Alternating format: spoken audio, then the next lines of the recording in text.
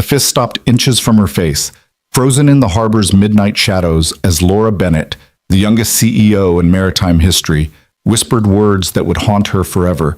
Please don't hit me. But what happened next shocked everyone, including the corrupt executives who thought they'd finally broken her. Because from the darkness stepped a man nobody expected, a single father who worked these docks for minimum wage, whose calloused hands would soon topple an empire built on blood and betrayal. Stay with me until the end of this story and comment your city below. I want to see how far this tale of courage travels tonight. The October wind carried salt and diesel across Chesapeake Harbor as Laura Bennett pressed her back against the cold metal of Container 47B, her designer heels useless against the wet concrete beneath them. At 28, she commanded a shipping empire worth $4 billion, but none of that mattered now. Not with Marcus Thorne's massive frame blocking her only escape route, his breath reeking of whiskey and malice.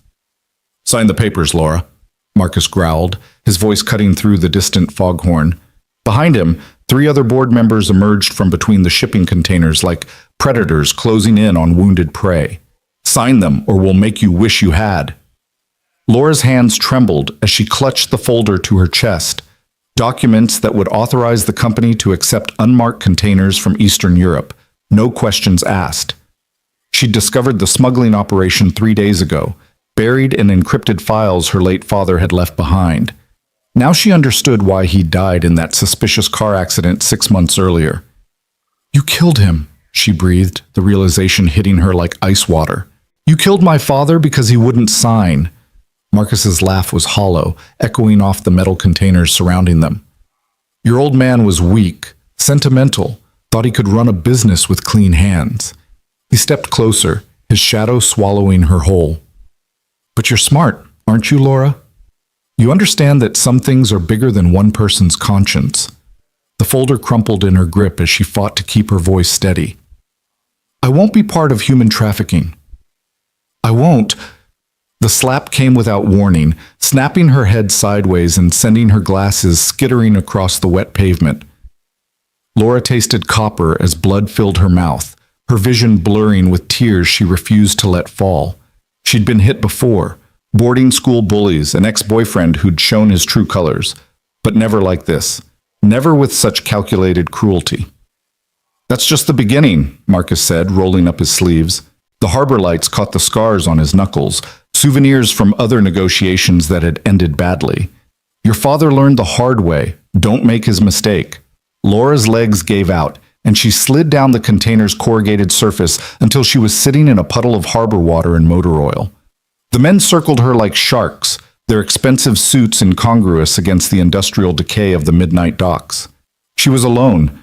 She'd come here thinking she could reason with them, convince them to stop. How naive she'd been. Please, she heard herself whisper, hating how small her voice sounded. Please don't hit me again. Marcus raised his fist, his wedding ring catching the light. A man who went home to a family after destroying others. Last chance, princess. Sign or I'll make sure they never find enough of you to bury. That's when they heard it. The steady footsteps approaching through the maze of containers, unhurried despite the tension crackling in the air.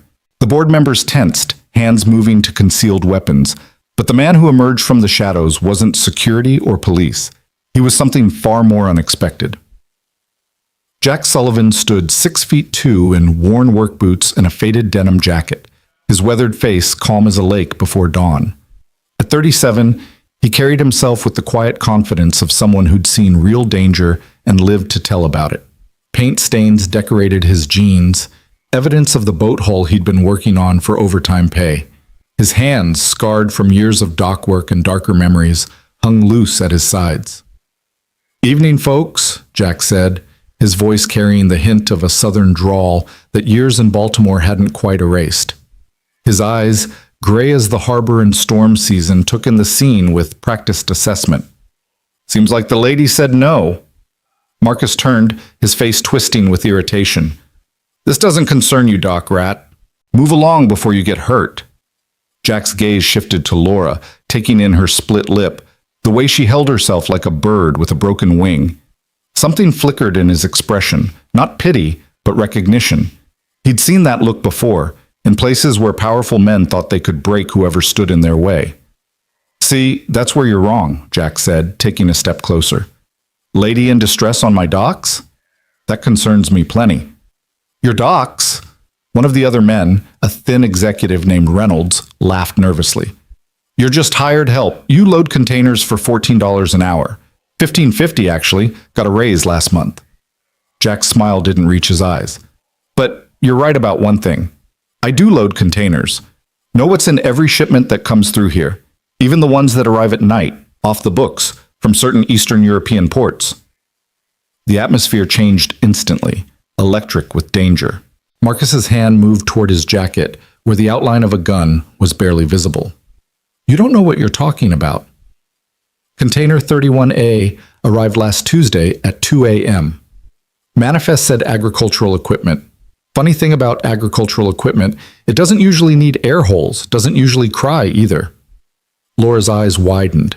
This dock worker, this nobody, knew about the trafficking. He'd known all along. Marcus pulled the gun, pointing it at Jack's chest. Big mistake, hero. Should have minded your own business. Jack didn't flinch. Instead, he pulled out a battered cell phone, holding it up so they could see the recording app's red light. Already uploaded to the cloud. Also sent copies to a friend at the Herald, another at the FBI. Oh, and my lawyer. Can't forget him. You pull that trigger, and by morning your whole operation becomes front-page news. You're bluffing. Am I? Jack tilted his head. Reynolds there has a daughter at Princeton, doesn't he? Studying pre-law on Daddy's dirty money.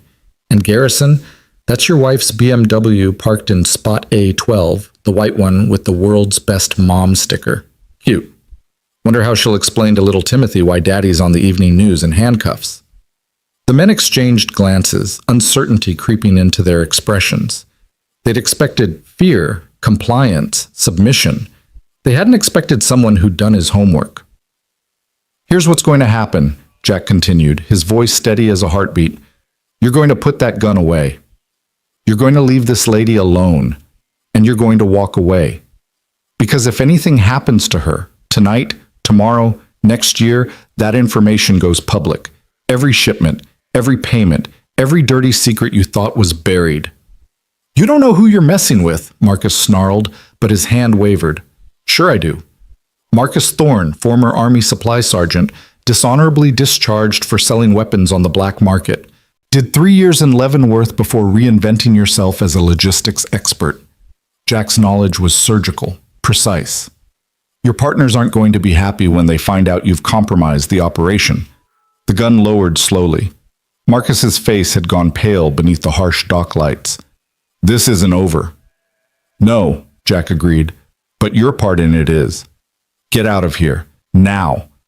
For a moment, nobody moved. Then, like roaches when the lights come on, they scattered. Marcus backed away, his eyes promising vengeance, before disappearing into the maze of containers with his associates. The sound of their expensive cars starting and speeding away seemed to echo forever in the sudden quiet. Jack waited until he was sure they were gone before turning to Laura. She was still on the ground, looking up at him with a mixture of shock and something else. Maybe hope. Maybe just confusion that anyone would risk themselves for her without wanting something in return. You okay? He extended a hand, careful not to move too fast, the way you'd approach a wounded animal. Laura stared at his hand, calloused, scarred, honest, for a long moment before taking it. His grip was firm but gentle as he helped her to her feet. Up close, she could see the lines around his eyes, the gray threading through his dark hair, the way he carried himself like someone who'd learned to be strong because life hadn't given him any other choice. Why? She managed, her voice hoarse. Why would you help me? Jack bent down and picked up her glasses, wiping them clean on his shirt before handing them back. Because somebody should have. Because standing by while bad things happen makes you just as guilty. He paused, and something flickered across his face. A memory, perhaps, or a regret. Because I've got a daughter, and someday I want to be able to look her in the eye and tell her I did the right thing when it mattered. Laura slipped her glasses on, the world coming back into focus. This man, this dock worker who made $15.50 an hour, had just saved her life, and he wasn't asking for anything in return. The recording, she said suddenly. How much of that was real? A ghost of a smile touched Jack's lips. Enough. Been documenting their shipments for months. Couldn't do anything about it. Nobody listens to a guy like me. But maybe they'll listen to you. I don't even know your name. Jack Sullivan? He started walking toward the main dock, gesturing for her to follow. Come on, let's get you somewhere safe. You can call the police from the dock office. Laura fell into step beside him, her designer heels clicking against the wet concrete. They own the police, at least the ones who matter. Then we go higher. FBI, DEA, whoever will listen. You really think it's that simple?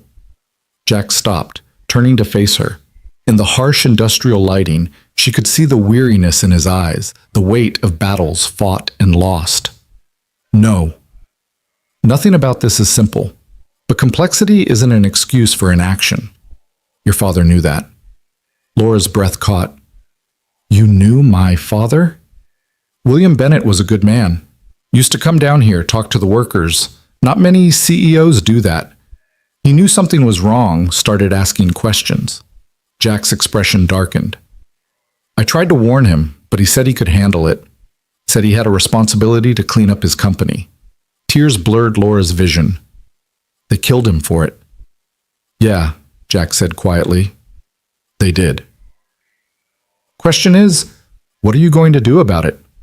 They stood there in the October wind, two unlikely allies brought together by violence and circumstance. Laura thought about her father, about the company he'd built with honest work and integrity, now rotting from the inside. She thought about the crying Jack had heard from Container 31A, about all the suffering that happened in the shadows while the world looked away. I'm going to burn it all down, she said, surprised by the steel in her own voice. Every last corrupt piece of it. Jack nodded slowly. Then you're going to need help. These people don't play fair and they don't forgive. Will you help me? He was quiet for a moment, looking out at the harbor where massive ships bobbed like sleeping giants. I've got a daughter to think about. 9 years old. Her name's Lila. If they come after me, I'll protect you both. I have resources. Your resources are compromised. They control your board, your security, probably your household staff. Jack turned back to her. But yeah, I'll help. Because somebody has to, and because your father would have done the same for Lila if positions were reversed. They started walking again, passing between towers of containers that held the commerce of the world, and sometimes its darkest secrets. Laura's mind raced with plans and contingencies, but one question kept surfacing. How long have you been watching them? Since my wife died, Jack said, his voice flat. 2 years ago, cancer. Medical bills wiped us out, even with insurance. Had to take extra shifts, work nights. That's when I started noticing the off-the-books shipments. Containers that arrived with no paperwork, left with different weight distributions. And you just documented it all? What else could I do? Report it to management? They're the ones running it. Go to the media, a dock worker's word against billionaire executives? He shrugged. So I watched. I recorded. I waited for someone with enough power to actually do something about it. And you think I'm that person?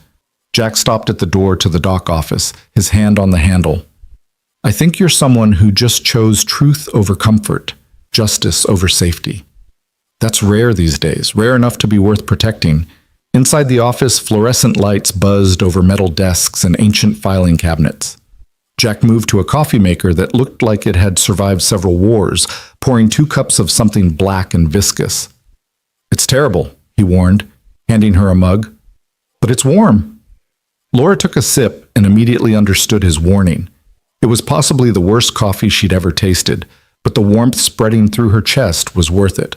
She sat on a cracked vinyl chair, suddenly exhausted. They'll come after you now, she said. Your daughter. Already thought of that. Jack pulled out his phone, sending a quick text. My sister lives in Virginia. She'll pick up Lila tonight. Keep her safe until this blows over. You're giving up everything to help me. Why? Jack sat on the edge of the desk, his coffee mug cradled in scarred hands. You ever been to war, Miss Bennett? Laura. And no, I have. Navy. 6 years. Saw things that don't make it into recruitment videos. Learned that evil thrives when good people do nothing. Also learned that courage isn't about not being afraid. It's about doing what's right despite the fear. And you're afraid now? Terrified, he admitted with a rueful smile. But I've been terrified before. You learn to function with it, like background noise. Laura studied him, this unexpected guardian angel in work boots and denim. What happened to you? In the Navy, I mean. Those scars aren't from dock work. Jack's expression closed off, a door slamming shut. That's a story for another time. Right now, we need to focus on keeping you alive and exposing these bastards. Before Laura could respond, headlights swept across the office windows. Jack was on his feet instantly, moving to peer through the blinds. Company, he said tersely. Black SUV, government plates.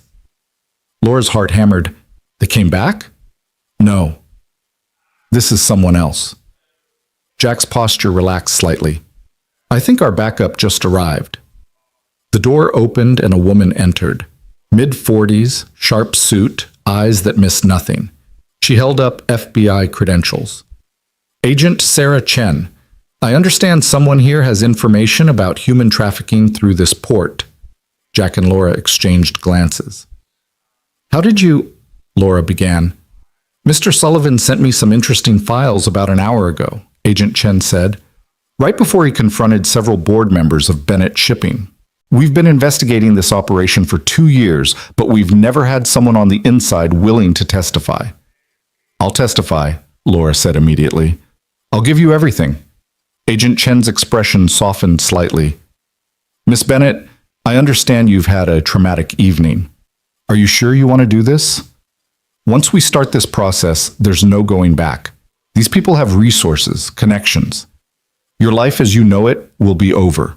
Laura thought about her penthouse apartment, her designer clothes, her carefully curated life that suddenly felt as substantial as smoke. Then she thought about her father, about the sounds Jack had heard from Container 31A, about all the victims whose names she'd never know. My life as I knew it ended the moment I found out the truth, she said. I'm ready. Agent Chen nodded, all business now. We'll need to get you both into protective custody immediately. Mr. Sullivan, your daughter. Already safe, Jack said. Good. We have a safe house in Annapolis. We can take your statements there, start building the case. She paused at the door. This is going to be dangerous. These people have killed before. They killed my father, Laura said quietly. I'm not running from them anymore. As they prepared to leave, Jack touched Laura's arm gently. You sure about this? Once we leave here, everything changes. Laura looked at him. This stranger who'd risked everything for her, who'd shown more integrity in one night than she'd seen in years of boardroom meetings. Everything already has changed. The only question is whether we let them win or fight back. Jack smiled then, a real smile that transformed his weathered face. Your father would be proud. They walked out into the October night together, leaving behind the familiar world of shadows and compromise. Above them, stars struggled to shine through the industrial haze, small points of light refusing to be extinguished. In the distance, a ship's horn sounded, mournful and hopeful at once, like a promise of journeys yet to come. As they climbed into Agent Chen's SUV, Laura caught a glimpse of herself in the side mirror. Her lip was still split, her designer suit ruined, her carefully styled hair a mess. But her eyes burned with a determination she'd never seen before. She wasn't the same woman who'd walked onto these docks hours ago, terrified and alone. Jack settled beside her in the back seat, his presence solid and reassuring. He pulled out his phone, showing her a photo. A little girl with his gray eyes and a smile that could light up the harbor, holding a paper boat. That's Lila, he said softly. She makes these boats, writes words on them. Hope, dream, believe. Says if you fold them right and set them free, they'll carry your wishes across the water. She sounds amazing. She is. She's everything good in this world, everything worth fighting for. He put the phone away. When this is over, when you've won, and you will win, maybe you could meet her. Laura felt something shift in her chest, a warmth that had nothing to do with bad coffee or shock. I'd like that. Agent Chen started the engine, and they pulled away from the docks, leaving behind the maze of containers and the ghosts of violence. But Laura knew they'd be back. This was just the beginning of a war that would test everything she thought she knew about courage, about loyalty, about love. As Baltimore's skyline faded behind them, she thought about Jack's daughter and her paper boats carrying wishes across dark water. Maybe that's what they were doing now, casting hope into dangerous seas, trusting it would find safe harbor. The road ahead stretched into darkness, but for the first time since her father's death, Laura didn't feel alone. Beside her sat a man who'd chosen righteousness over safety, who'd stood between her and violence without hesitation or expectation. She didn't know what tomorrow would bring, trials, threats, maybe worse, but she knew she wouldn't face it alone. "Thank you," she whispered, the words inadequate but necessary. Jack's hand found hers in the darkness, his grip warm and steady. "Don't thank me yet. This is just the first round. Then we'd better win it." "We will," he said with quiet certainty. "People like Marcus Thorne, they're bullies. They're used to fear making people comply. They don't know what to do when someone stands up to them. You stood up to them." "We stood up to them," Jack corrected. "You could have signed those papers, saved yourself." "You didn't." Outside, the city lights blurred past like falling stars. Laura closed her eyes, exhausted but unable to sleep. Every time she did, she saw Marcus's fist, felt the impact against her face, tasted blood. But then she remembered Jack's voice cutting through the darkness, calm and unafraid. "Seems like the lady said no." "How do you do it?" she asked. "How do you face danger without showing fear?" Jack was quiet for a long moment. When he spoke, his voice carried the weight of hard-won wisdom. "Fear's just information. It tells you there's danger, helps you prepare. The trick isn't not feeling it. It's not letting it make your decisions for you." "Your wife," Laura said carefully. "She must have been proud of you." "Marie," Jack said, the name soft as a prayer. "She was the brave one. Fought cancer for 3 years, never complained, never gave up. Even at the end, she was thinking about others, made me promise to raise Lila to be strong, to stand up for what's right. You're keeping that promise. Trying to." "Some days are harder than others." Agent Chen's voice cut through their conversation. "We're here." The safe house was a modest 2-story in a quiet neighborhood, the kind of place that screamed normal so loudly it circled back to suspicious. Inside, it was all business: computers, recording equipment, boxes of files. "We'll take your full statements in the morning," Agent Chen said. "Tonight, rest. There are bedrooms upstairs, food in the kitchen. Don't answer the door. Don't make calls except through our secured lines. My team will be watching the perimeter." When she left, Laura and Jack stood in the living room, suddenly awkward, without danger to unite them. In the harsh fluorescent lighting, Laura could see how tired he looked, the weight he carried in the slope of his shoulders. "You should call your daughter," she said. "Let her know you're okay." Jack nodded, moving to the secured phone. Laura gave him privacy, wandering into the kitchen where she found herself staring at a coffee maker identical to the one at the docks. She started a pot, the familiar routine oddly comforting. She could hear Jack's voice from the living room, soft and warm. "Hey, Butterfly."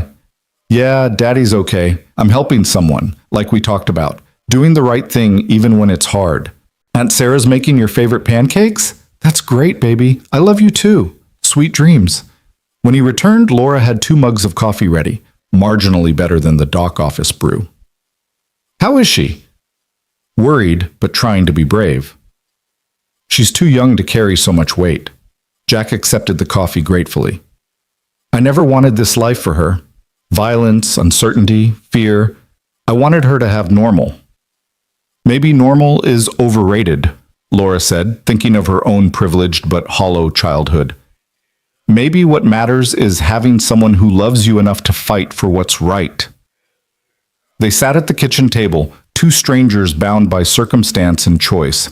Outside, the world went on, people living their lives, unaware of the darkness flowing through their ports, their cities, their institutions. But here, in this unremarkable house, 2 people had decided to stand against that darkness. "Tell me about the evidence," Laura said. "Everything you have." Jack pulled out a flash drive from his pocket. 2 years of documentation. Ships, dates, manifests, photographs. I know which containers hold people, which hold drugs, which hold weapons. I know which dock workers are paid to look away, which supervisors arrange the schedules to avoid inspection. And my father? Did he know all this? He suspected. Started coming down to the docks about 6 months before he died, asking questions. Smart questions. He knew something was wrong, but he didn't know how deep it went. Until they killed him for it. Yeah. Jack's jaw tightened. I should have done more. Come forward sooner. Stop. Laura reached across the table, covering his hand with hers. You're doing something now. That's what matters. They spent the next hours going through the evidence, building a timeline of corruption that stretched back years. Laura recognized names, board members she'd trusted, executives who'd attended her father's funeral with tears in their eyes while his blood was still on their hands. How did they hide it for so long? Same way all corruption hides, in plain sight, behind bureaucracy and respectability. Nobody questions a shipping company moving containers. It's what they do, and when someone does question it. Jack trailed off, but the implication was clear. They end up like my father. Or they get bought, or threatened, or they convince themselves it's not their problem. Laura stood, pacing to the window where dawn was starting to streak the sky. It is my problem now. My company, my responsibility. Our responsibility, Jack corrected. You don't fight something like this alone. She turned to look at him, this man who'd appeared from nowhere to save her, who asked nothing in return except the chance to do what was right. Why do I feel like I've known you forever? Crisis strips away pretense, Jack said simply. Shows who people really are. You're seeing me without masks, and I'm seeing you the same way. And what do you see? Someone brave enough to choose justice over comfort, someone who could have taken the easy path but didn't. He stood, moving closer but maintaining a respectful distance. Someone her father would be proud of.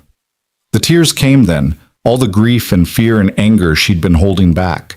Jack didn't try to comfort her with empty words or unwanted touch. He simply stood nearby, a solid presence that said without words, "You're not alone." When the storm passed, Laura wiped her eyes, embarrassed. "I'm sorry. I don't usually..." "Don't apologize for being human. You've been through hell tonight. We both have." "Yeah, but I'm used to hell." "You're not." Laura laughed, surprising herself with the bitter sound. "You'd be surprised. Corporate boardrooms have their own kind of violence. It's just dressed in better suits. But this is different. This is physical, immediate. It changes you." "How did it change you?" "The Navy, I mean." Jack's expression shuddered again, but this time he didn't deflect. "I was on a destroyer, Gulf of Aden, anti-piracy operations. We got intelligence about a yacht that had been taken, American citizens on board. My team was sent in for rescue." He paused, lost in memory. Laura waited, understanding that some stories needed to be told in their own time. Intelligence was wrong. It was a trap. Pirates had been tipped off, knew we were coming. Lost 3 good men that night. I took shrapnel to the back, spent 6 months learning to walk again. His hand unconsciously moved to his lower back. But that wasn't the worst part. What was? Finding out later that someone in our command had sold us out. Traded our lives for money. That's when I learned that sometimes the real enemy wears the same uniform you do. Is that why you left? Partially. Also because I'd met Marie by then, and she showed me there was more to life than anger and betrayal. She made me want to be better, to build something instead of just fighting against things. And now? Now I'm fighting again, but for the right reasons. For Lila, for your father's memory, for all the people in those containers who don't have anyone else to speak for them. Agent Chen returned then, bringing with her a team of investigators. The house filled with activity, computers booting up, phones ringing, the machinery of justice grinding into motion. Laura and Jack were separated for individual statements, their stories documented in exhaustive detail. Hours passed in a blur of questions, photographs, documents. Laura identified every corrupt board member, every suspicious transaction she could remember. Jack provided dates, times, container numbers, a roadmap of criminality that would take months to fully investigate. By afternoon, they were exhausted but determined. Agent Chen gathered them in the living room, her expression grim but satisfied. "We have enough for warrants," she announced. "Raids will begin tonight. We're going to hit them simultaneously. Offices, homes, the dock facilities. It's going to be the largest trafficking bust in East Coast history." "What about Marcus Thorne?" Laura asked. "Already in custody. Picked him up an hour ago trying to board a flight to Costa Rica." Relief flooded through Laura, followed immediately by anxiety. "The others? We'll get them. But I need to be clear about something. This is going to get uglier before it gets better. These people have resources, lawyers, media connections. They're going to come after you both, try to destroy your credibility, your lives." "Let them try," Laura said with more confidence than she felt. "There's something else," Agent Chen continued. "We've been monitoring communications. There's chatter about a shipment coming in tomorrow night, the biggest one yet. We want to let it arrive, catch them in the act." "You want to use us as bait," Jack said flatly. "Not exactly. But your presence at the docks would sell the normalcy. Laura returning to work, you at your regular shift. We'll have teams in place, full surveillance." "It's dangerous," Laura said. "Everything about this is dangerous," Agent Chen replied. "But this could be our chance to roll up the entire network, including their international connections." Jack and Laura looked at each other, an entire conversation passing silently between them. "We'll do it," Laura said. "Together," Jack added. Agent Chen nodded. "We'll have you covered every second. First sign of trouble, we move in." As the agent left to coordinate the operation, Laura found herself alone with Jack again. The afternoon sun slanted through the windows, painting everything gold.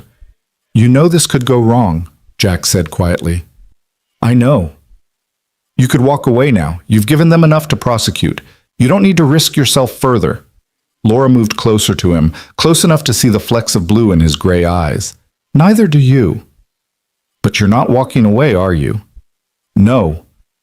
"Then neither am I." They stood there, two people who'd been strangers 24 hours ago, now bound by something deeper than circumstance. Laura thought about asking him what would happen after, when the danger passed, when life returned to normal, when a CEO and a dock worker no longer had crisis to unite them. But she didn't. Some questions were better left for tomorrow. "I should check on Lila," Jack said, breaking the moment. "Yes, you should." As he made the call, Laura watched him transform, the warrior facade melting away to reveal the father beneath, soft and warm and endlessly patient.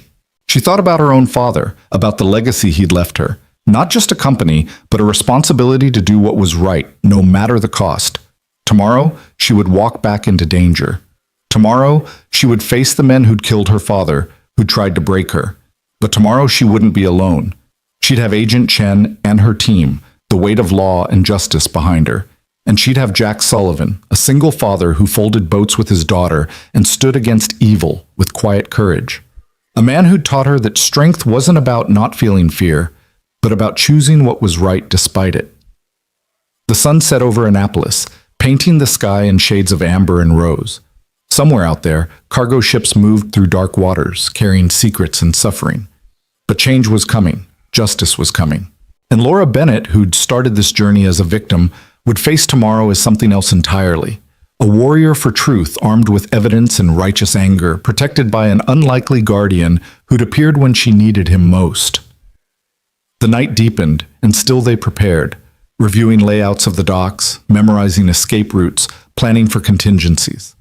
They were David preparing to face Goliath, armed with nothing but truth and determination.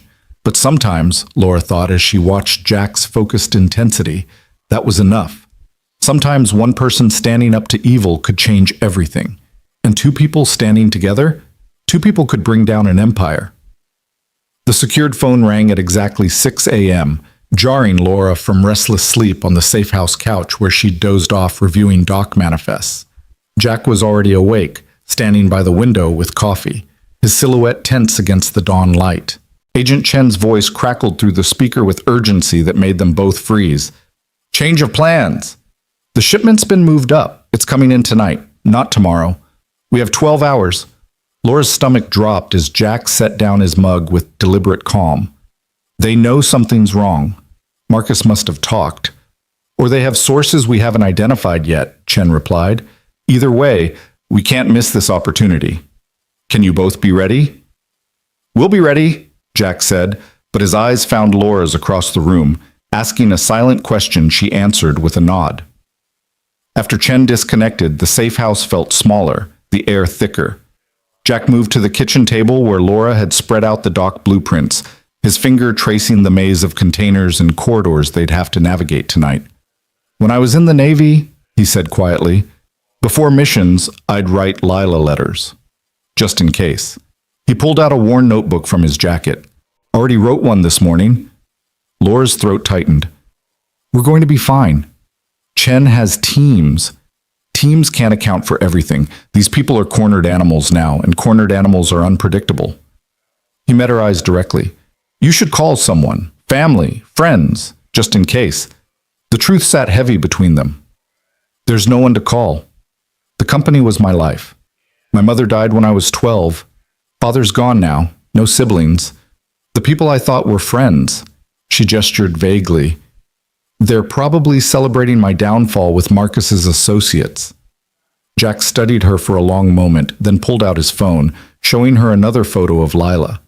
This one was recent, taken at what looked like a school play. The girl wore fairy wings made of coat hangers and tissue paper, her smile radiant despite the humble costume. She played Tinkerbell last spring, he said. The teacher wanted to give the part to the judge's daughter, but Lila auditioned 5 times until she earned it. Stubborn, like her mother. His voice softened. After Marie died, I thought Lila would fold into herself, go quiet. Instead, she got fiercer, like she decided if life was going to be hard, she'd be harder. She sounds remarkable. She is. And she asks about you. Laura looked up sharply. Me? I called her last night after you fell asleep. Told her I was helping someone brave. She wanted to know everything, what you looked like, what you sounded like, if you were nice. A small smile played at his lips. I told her you were tired, but fighting anyway. She said that's the best kind of brave. Something warm bloomed in Laura's chest, unexpected and overwhelming. This child she'd never met had already decided she was worth knowing, worth caring about. It was more genuine acceptance than she'd felt from her board of directors in years. What else did she say? She wants to know if you like paper boats. Apparently that's her metric for trustworthiness now. Despite everything, Laura laughed. Tell her I've never made one, but I'd love to learn. You can tell her yourself, Jack said firmly, after tonight. They spent the morning preparing, going over every detail until they could navigate the dock layout with their eyes closed. Chen's team fitted them with microscopic earpieces and tracking devices sewn into their clothing. Laura put on her corporate armor, a sharp black suit that had once made her feel powerful, now feeling more like a target painted on her back. Jack dressed in his usual work clothes, but she noticed him tuck something into his pocket, a small folded paper boat, worn soft from handling. From Lila, he explained, for luck. The drive to the docks as afternoon bled into evening felt like approaching a storm. Chen's voice periodically crackled through their earpieces with updates. Teams in position. Surveillance active.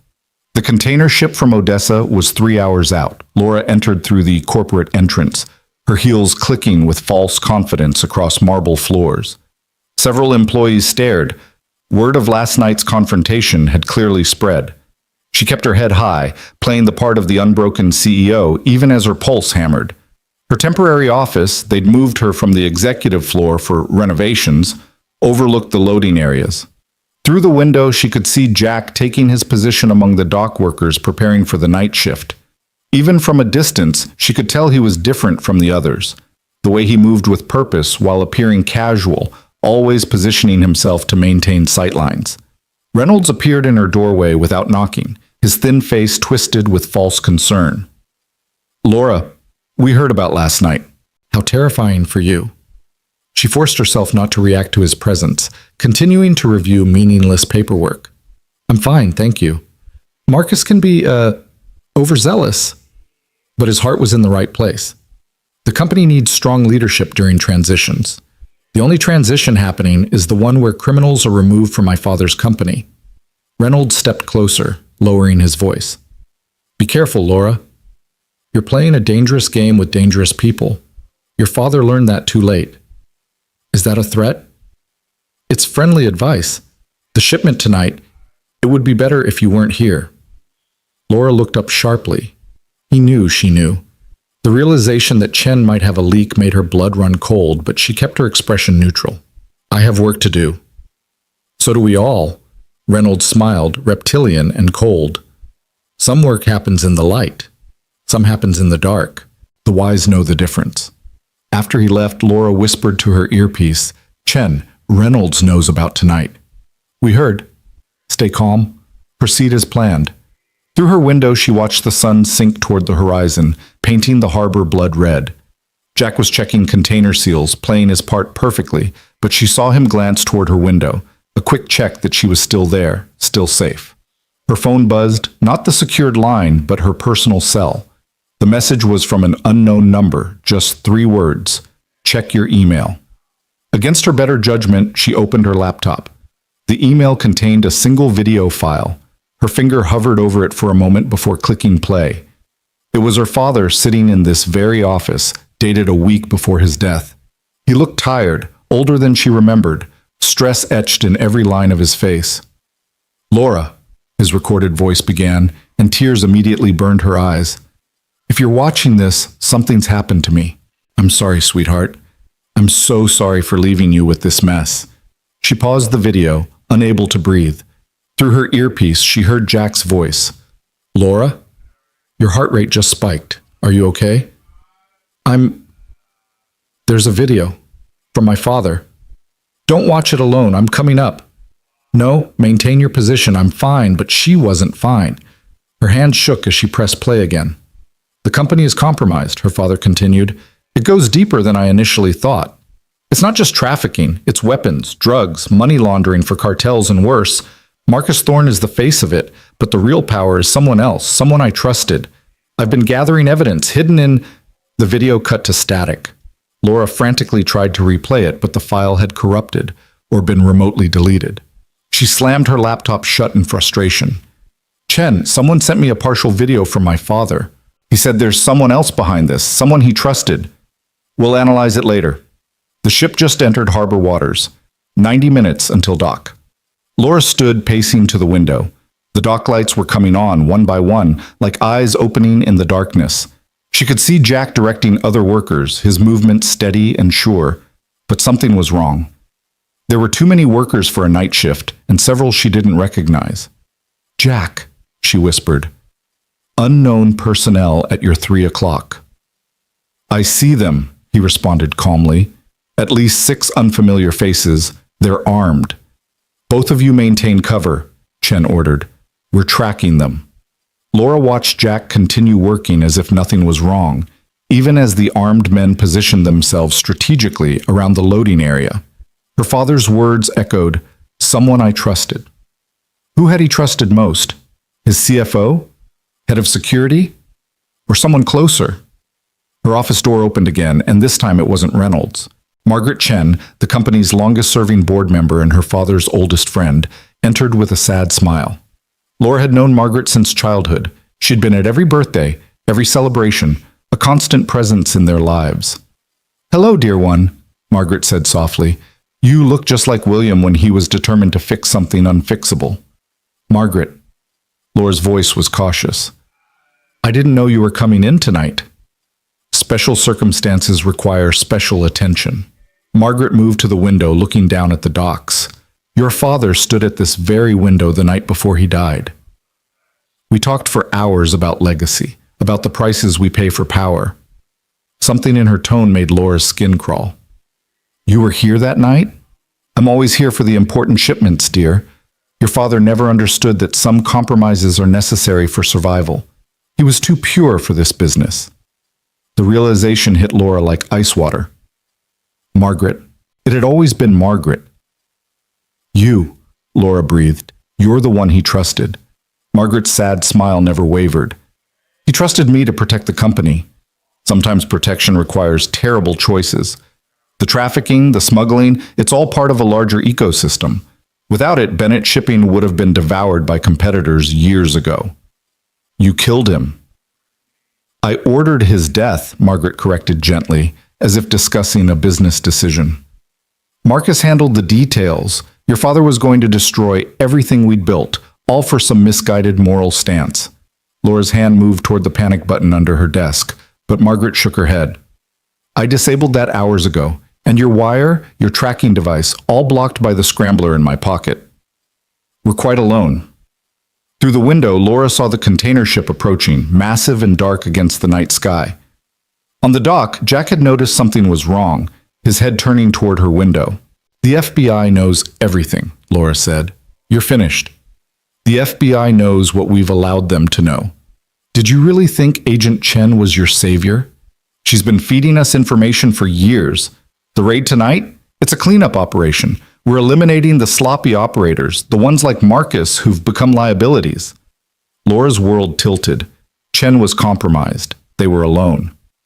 But you, dear, Margaret continued, you're William's daughter.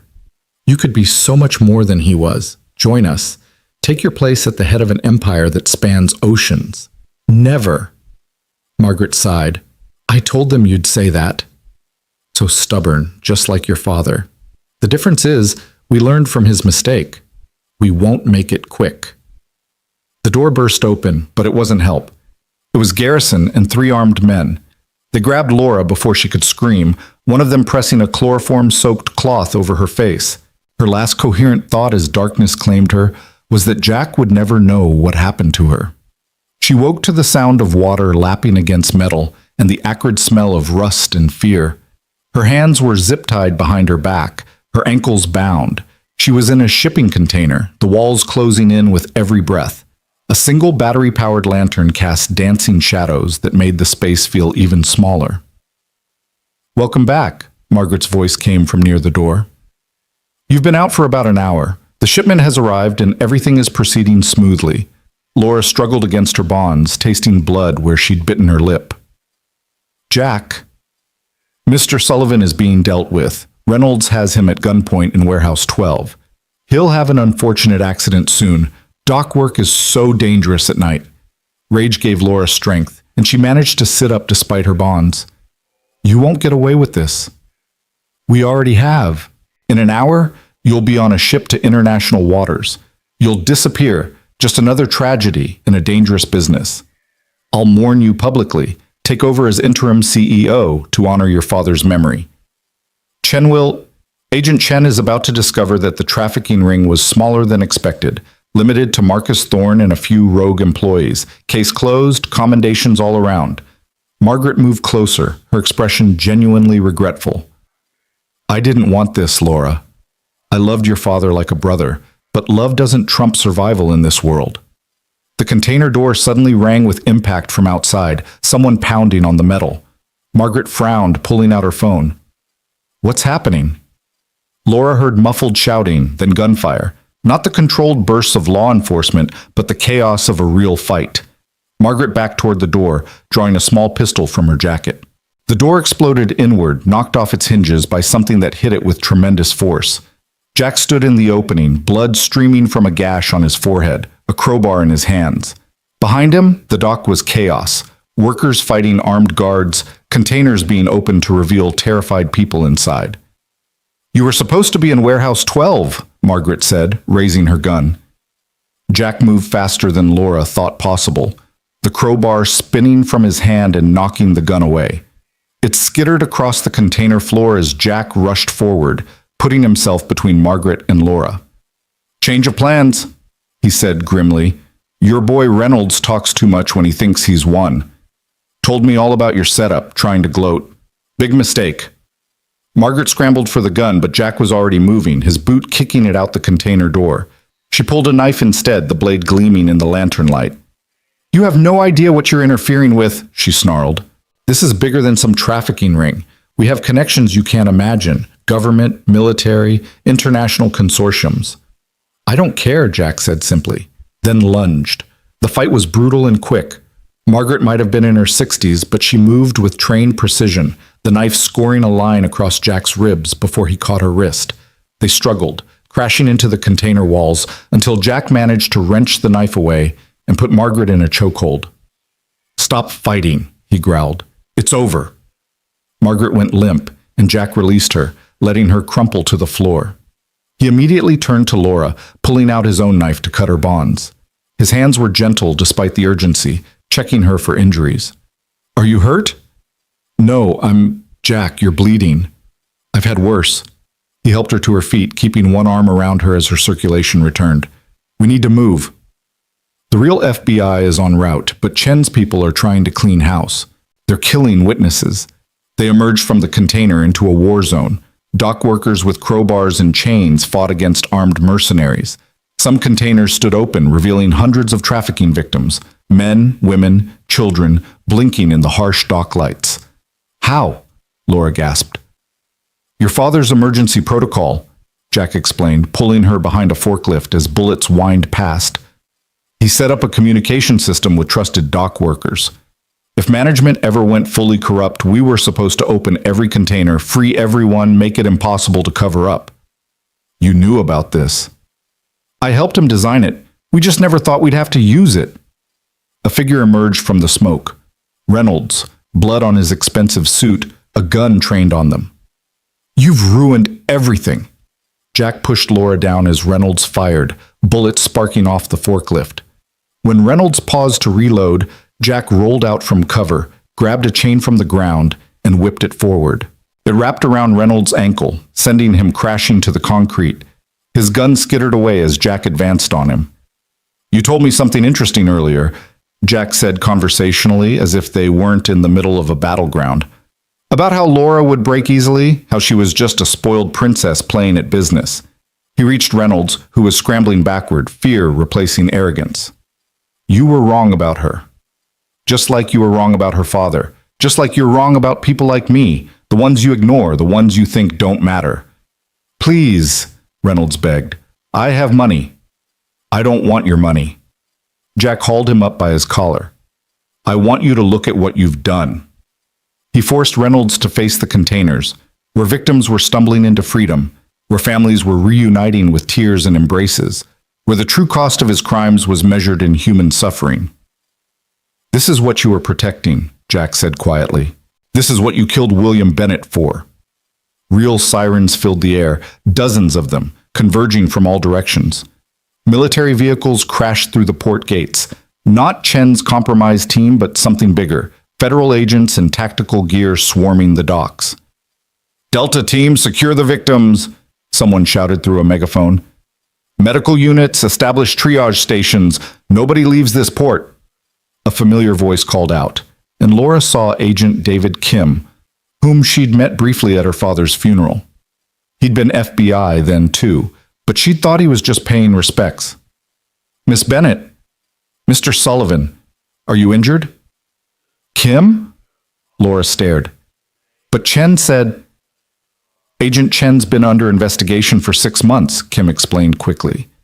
Your father was helping us build a case. When he died, we knew something would happen soon. We've been waiting for the right moment to move. You used us as bait, Jack said flatly. We protected you as best we could while maintaining cover. Every dock worker who stood up tonight is either undercover law enforcement or a civilian volunteer we've been coordinating with for months. Laura's head spun. The conspiracy was vast, but so was the response to it. Her father hadn't been fighting alone after all. Margaret was being dragged out in handcuffs. Her composed mask finally cracked. She caught Laura's eye and smiled bitterly. You have no idea what forces you've angered tonight.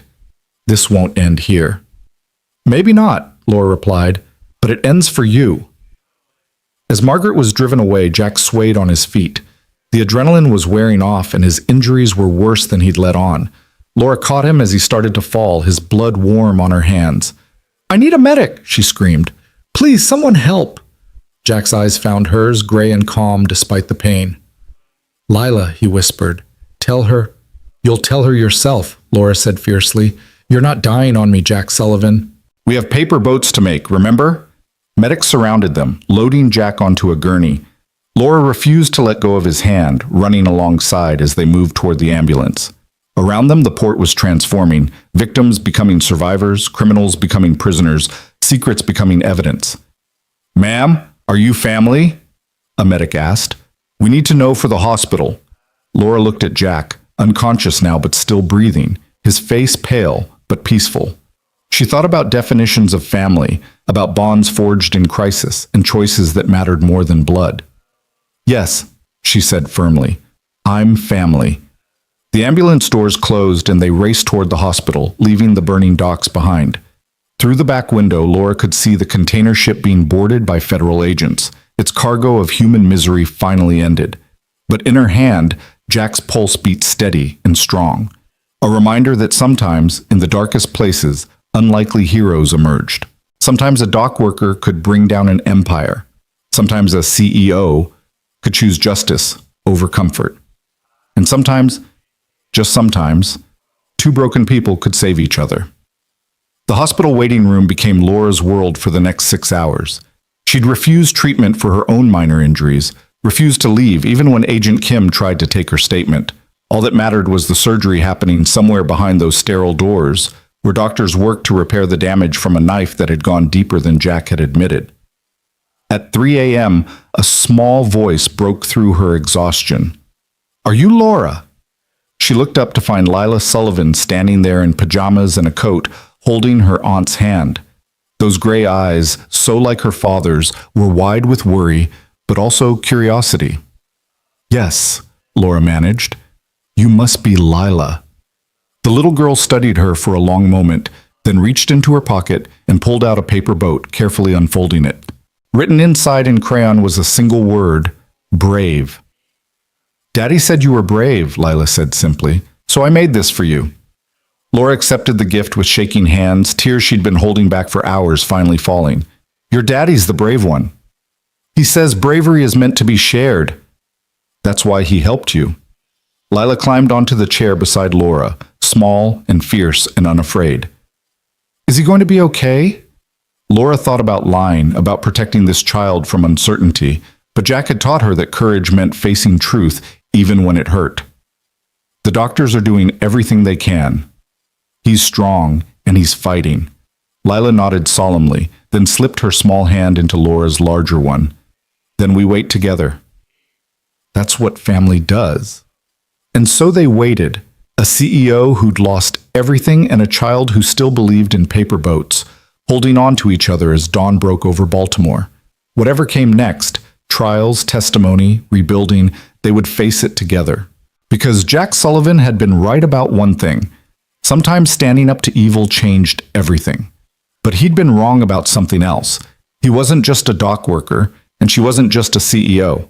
They were family now, forged in fire and bound by choice. And that was stronger than any empire built on shadows. The surgeon's arrival at 5:47 a.m. made Laura's heart stop for a moment before she registered his exhausted smile. Dr. Martinez pulled off his surgical cap, revealing gray hair matted with sweat from hours of concentrated work. He's stable, he said, and Laura felt Lila's hand tighten in hers. The blade missed major organs by millimeters. He lost a lot of blood, but he's going to pull through. He's asking for both of you. Lila was already moving, pulling Laura along with surprising strength for a 9-year-old. They found Jack propped up in the ICU bed, pale but alert, his eyes lighting up when he saw them. The tough dock worker who'd faced down armed criminals looked vulnerable now, surrounded by machines and IV lines. Hey, Butterfly, he whispered to Lila, who climbed carefully onto the bed beside him, mindful of his bandages. You scared me, Lila said, her voice small but accusatory. You promised you'd always come home. I kept my promise, didn't I? I'm right here. His eyes moved to Laura, standing uncertainly by the door. You okay? She wanted to laugh at the absurdity of him asking about her welfare while lying in a hospital bed because of wounds he'd sustained protecting her. Instead, she moved closer, taking the chair beside his bed. Thanks to you. Jack, what you did was necessary, he interrupted gently, and I'd do it again. Daddy's a hero, Lila announced matter-of-factly. He saved all those people in the containers. The nurse told me there were hundreds. 437, Agent Kim said from the doorway, having followed them in. 437 people who are alive because of what happened tonight. Mr. Sullivan, Ms. Bennett, I hate to intrude, but there are things we need to discuss. Jack tried to sit up straighter, wincing at the movement. Margaret Chen, did you get her? In custody, along with 43 others. But she was right about one thing. This goes deeper than Baltimore. We're finding connections to trafficking networks in 12 countries. The investigation will take years. And Bennett Shipping, Laura asked, though she already suspected the answer. Will be under federal oversight indefinitely. Assets frozen pending investigation. I'm sorry, Ms. Bennett, but the company your father built is effectively gone. Laura expected to feel devastated, but instead, there was only relief. The company had become a cancer, rotting from within. Better to let it die than pretend it could be saved. What about Chen? The FBI agent? Jack asked. Disappeared. Probably halfway to a non-extradition country by now. We'll find her eventually. Kim paused, his expression softening. You both did something extraordinary tonight. The Bureau wants to offer you protection, new identities if necessary. No, Laura said immediately. No more hiding. We testify publicly, whatever it takes. Jack nodded his agreement, though she could see the concern in his eyes. They both understood what that meant. Months or years of trials, media attention, possible retaliation from whoever Margaret had warned about. After Kim left, promising to return later with formal statements to sign, the three of them sat in comfortable silence. Lila had curled against her father's uninjured side, already half asleep despite the early morning hour. Laura watched them, this little family that had somehow become hers too.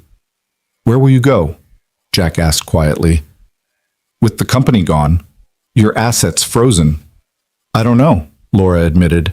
The penthouse is probably being searched as we speak. Everything I owned was tied to Bennett Shipping. She tried to smile. I suppose I'll have to learn how to be normal. Get a regular job, find an apartment I can actually afford. Stay with us? Lila said sleepily, apparently more awake than she'd appeared. We have a spare room. It's small, but it has a window that looks at the harbor. Laura's throat tightened. Sweetie, I couldn't impose... Shh. It's not imposing if you're family, Jack said softly. Lila's right. Until you figure things out, you should stay with us. Besides, someone needs to make sure I follow doctor's orders. Daddy's terrible at resting, Lila confided. After his back surgery, he tried to fix the roof while he was supposed to be in bed. Traitor, Jack muttered, but he was smiling. Laura looked between them. This man who'd nearly died for her, this child who'd already decided she belonged, and felt something she hadn't experienced since her father's death. Home. Okay, she said, but I'm paying rent as soon as I get a job. Deal, Jack said. Then his expression grew serious. Laura, there's something else. Your father's video, the one that got cut off. I think I know where he hid the evidence he mentioned. Laura leaned forward. Where? Remember when I said he used to come talk to the workers? He spent a lot of time in the old dock office, the one that's been closed for renovations for 2 years. He had a key, said he liked the quiet for thinking. You think he hid something there? I know he did. Saw him going in there the night before he died, carrying a box. He looked like a man preparing for war. Before Laura could respond, Lila's Aunt Sarah arrived with coffee and fresh clothes. She was Jack's opposite in many ways, petite where he was tall, chatty where he was reserved, but she had the same steel in her eyes when it came to protecting family. You must be Laura, Sarah said, handing her coffee that was blissfully better than anything from the dock office. Lila hasn't stopped talking about you. Apparently, you're going to teach her how to run a company. Aunt Sarah, Lila protested, I said when I grow up.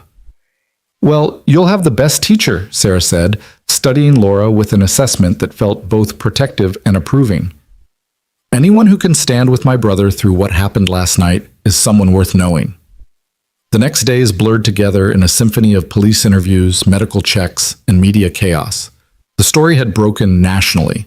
Heiress and dock worker expose massive trafficking ring, with every news outlet wanting exclusive interviews. Laura and Jack refused them all, focusing instead on recovery and preparation for the trials ahead. 3 days after the dock confrontation, Jack was released from the hospital. Laura and Lila had spent the time preparing his apartment, which was exactly what she'd expected. Small, but meticulously clean, with evidence of a devoted father everywhere. Drawings covered the refrigerator, school photos lined the mantel, and an entire corner was devoted to craft supplies for Lila's paper boats. "It's not much," Jack said apologetically, as Laura helped him up the stairs, his movements still careful and pained. "It's perfect," she replied, meaning it. That evening, as Lila showed Laura how to fold paper boats at the kitchen table, Jack's phone rang. His expression darkened as he listened, then handed it to Laura. "It's for you." The voice on the other end was cultured, elderly, and familiar.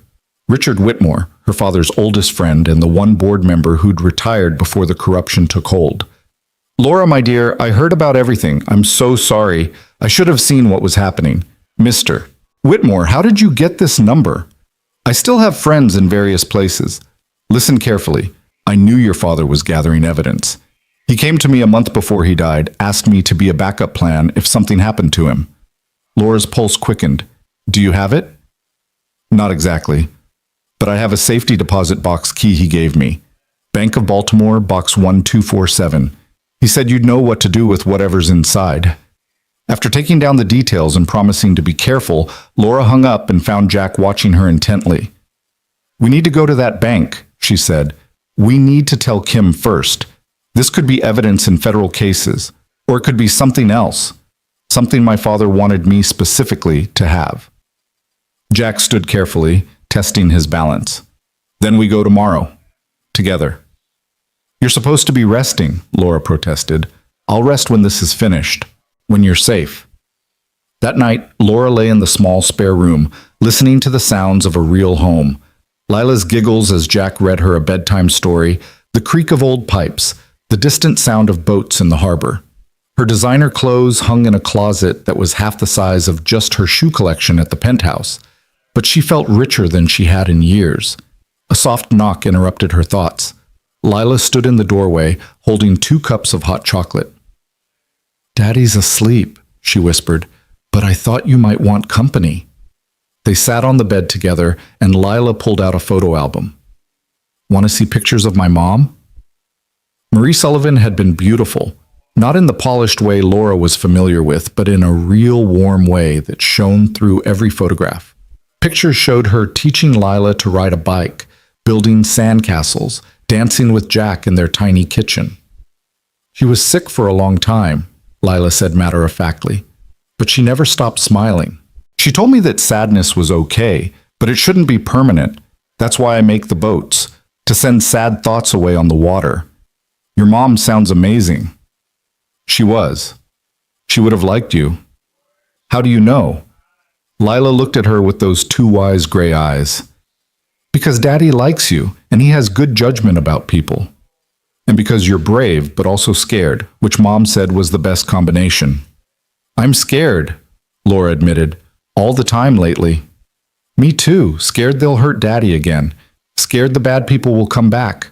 Lila leaned against Laura's shoulder. "But Daddy says fear keeps us sharp, keeps us careful. It's only bad when we let it make us stop living."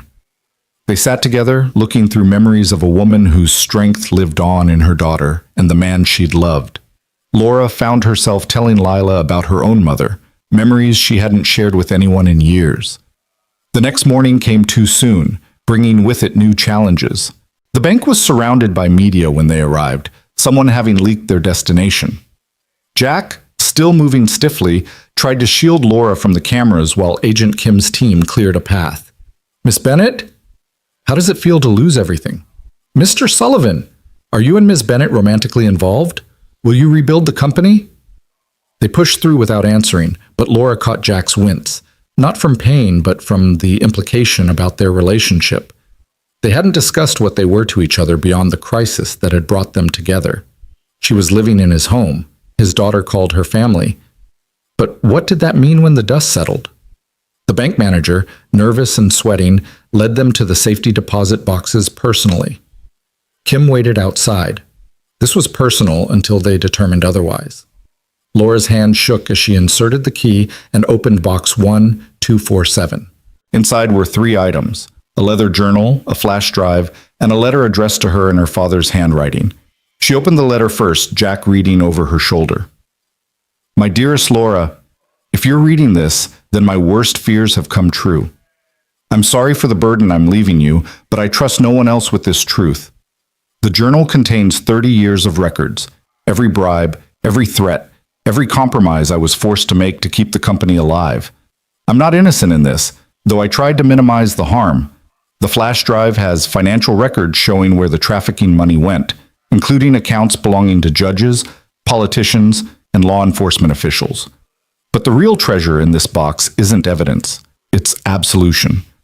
You're not responsible for my choices or the company's sins. Let it burn if necessary. Build something better from the ashes. I've also included contact information for Jackson Sullivan, a dock worker who's been helping me document the recent escalation in criminal activity. If you're truly in danger, find him. He's the most honorable man I've ever met, worth a dozen board members in their expensive suits. Be brave, my daughter, but more importantly, be good. All my love, Dad. Laura was crying before she finished reading, and Jack's hand found her shoulder, steady and warm. He knew about you, she said. Before any of this, he knew you were trustworthy. He was a good judge of character, Jack said quietly. We should get this to Kim. They emerged from the bank to find the media crowd had tripled, but now there were also protesters, dock workers holding signs supporting them, families of trafficking victims thanking them, ordinary citizens demanding justice. You're not alone in this, Kim said as they drove away. The public is on your side. But public support didn't pay bills or erase trauma. Over the next weeks, as the evidence from the safety deposit box led to dozens more arrests, Laura struggled to find her footing in a normal life. She'd applied for jobs but was either overqualified or too notorious to hire. The media attention was relentless, and threatening letters arrived daily despite police protection. Jack, meanwhile, was fighting his own battles. The dock workers' union wanted him to run for president, to lead reform efforts. But he couldn't return to physical labor yet, and the medical bills were mounting despite insurance. It was Lila who provided the unexpected solution. Why don't you work together? She said one evening over dinner, spaghetti that Laura had somehow not burned, a minor miracle. Daddy knows boats and shipping, Laura knows business. Start something new. Jack and Laura exchanged glances across the table. It wasn't impossible. The government was seizing Bennett Shipping's assets, but some legitimate contracts needed to be fulfilled. There would be opportunities for new companies to fill the void, especially ones dedicated to transparency and ethical practices. Sullivan and Bennett Logistics, Laura said slowly, testing the words. Bennett and Sullivan sounds better, Jack countered with a slight smile. We could focus on verified ethical shipping, full transparency, regular inspections, worker ownership shares. Laura's mind was already racing with possibilities. We'd need startup capital. The reward money, Laura said suddenly. The FBI mentioned a reward for the trafficking bust. It won't be much, but it's a start, Jack finished. They spent the rest of the evening planning, Lila contributing ideas with the unfiltered wisdom of childhood. By midnight, they had a basic business plan sketched out on paper, some of it on Lila's construction paper, but that seemed appropriate somehow. Partners? Laura asked, extending her hand across the table. Partners, Jack agreed, shaking it firmly. But as their hands held perhaps a moment longer than necessary, Laura knew they were discussing more than just business. The way he looked at her, the way she felt when he was near, it was becoming harder to ignore. That night, unable to sleep, Laura found Jack on the small balcony, watching the harbor lights. Couldn't sleep either, she asked, joining him. Pain's worse at night, he admitted, but also thinking. About the business? About us. He turned to face her fully. Laura, I need to be honest. You've been through trauma. We're living in close quarters. Emotions are high. I don't want you to feel obligated. Jack, she interrupted softly. Do you remember what you said that first night? About crisis stripping away pretense? Yeah. Then you know I'm not here out of obligation. I'm here because nowhere else feels right anymore. He was quiet for a long moment, and she thought she'd said too much. Then he spoke, his voice rough with emotion. Marie made me promise to live, really live, after she was gone. For 2 years, I've just been existing, going through the motions for Lila. Then you crashed into my life. Literally, in that container yard, and suddenly I remembered what it felt like to fight for something beyond survival. I'm complicated, Laura warned. I have trauma to work through, a reputation that might never recover, and I apparently burn spaghetti 3 times out of 4. I'm a single father with a hero complex, medical debt, and a daughter who's already planning our wedding, Jack countered. She is. Found her journal. She's designing your dress. Apparently it needs pockets for paper boats. Laura laughed, the sound carrying across the harbor. Practical. I like it. Jack stepped closer, his hand coming up to cup her cheek. This is probably too fast. Definitely too complicated, and possibly a terrible idea. Probably, Laura agreed, leaning into his touch. But since when have we made safe choices? Their first kiss was gentle, careful of his healing injuries and their fragile new beginning. It tasted like hope and possibility, like 2 broken people choosing to heal together. Gross, Lila's voice came from the doorway, but also about time. Can we plan the business now?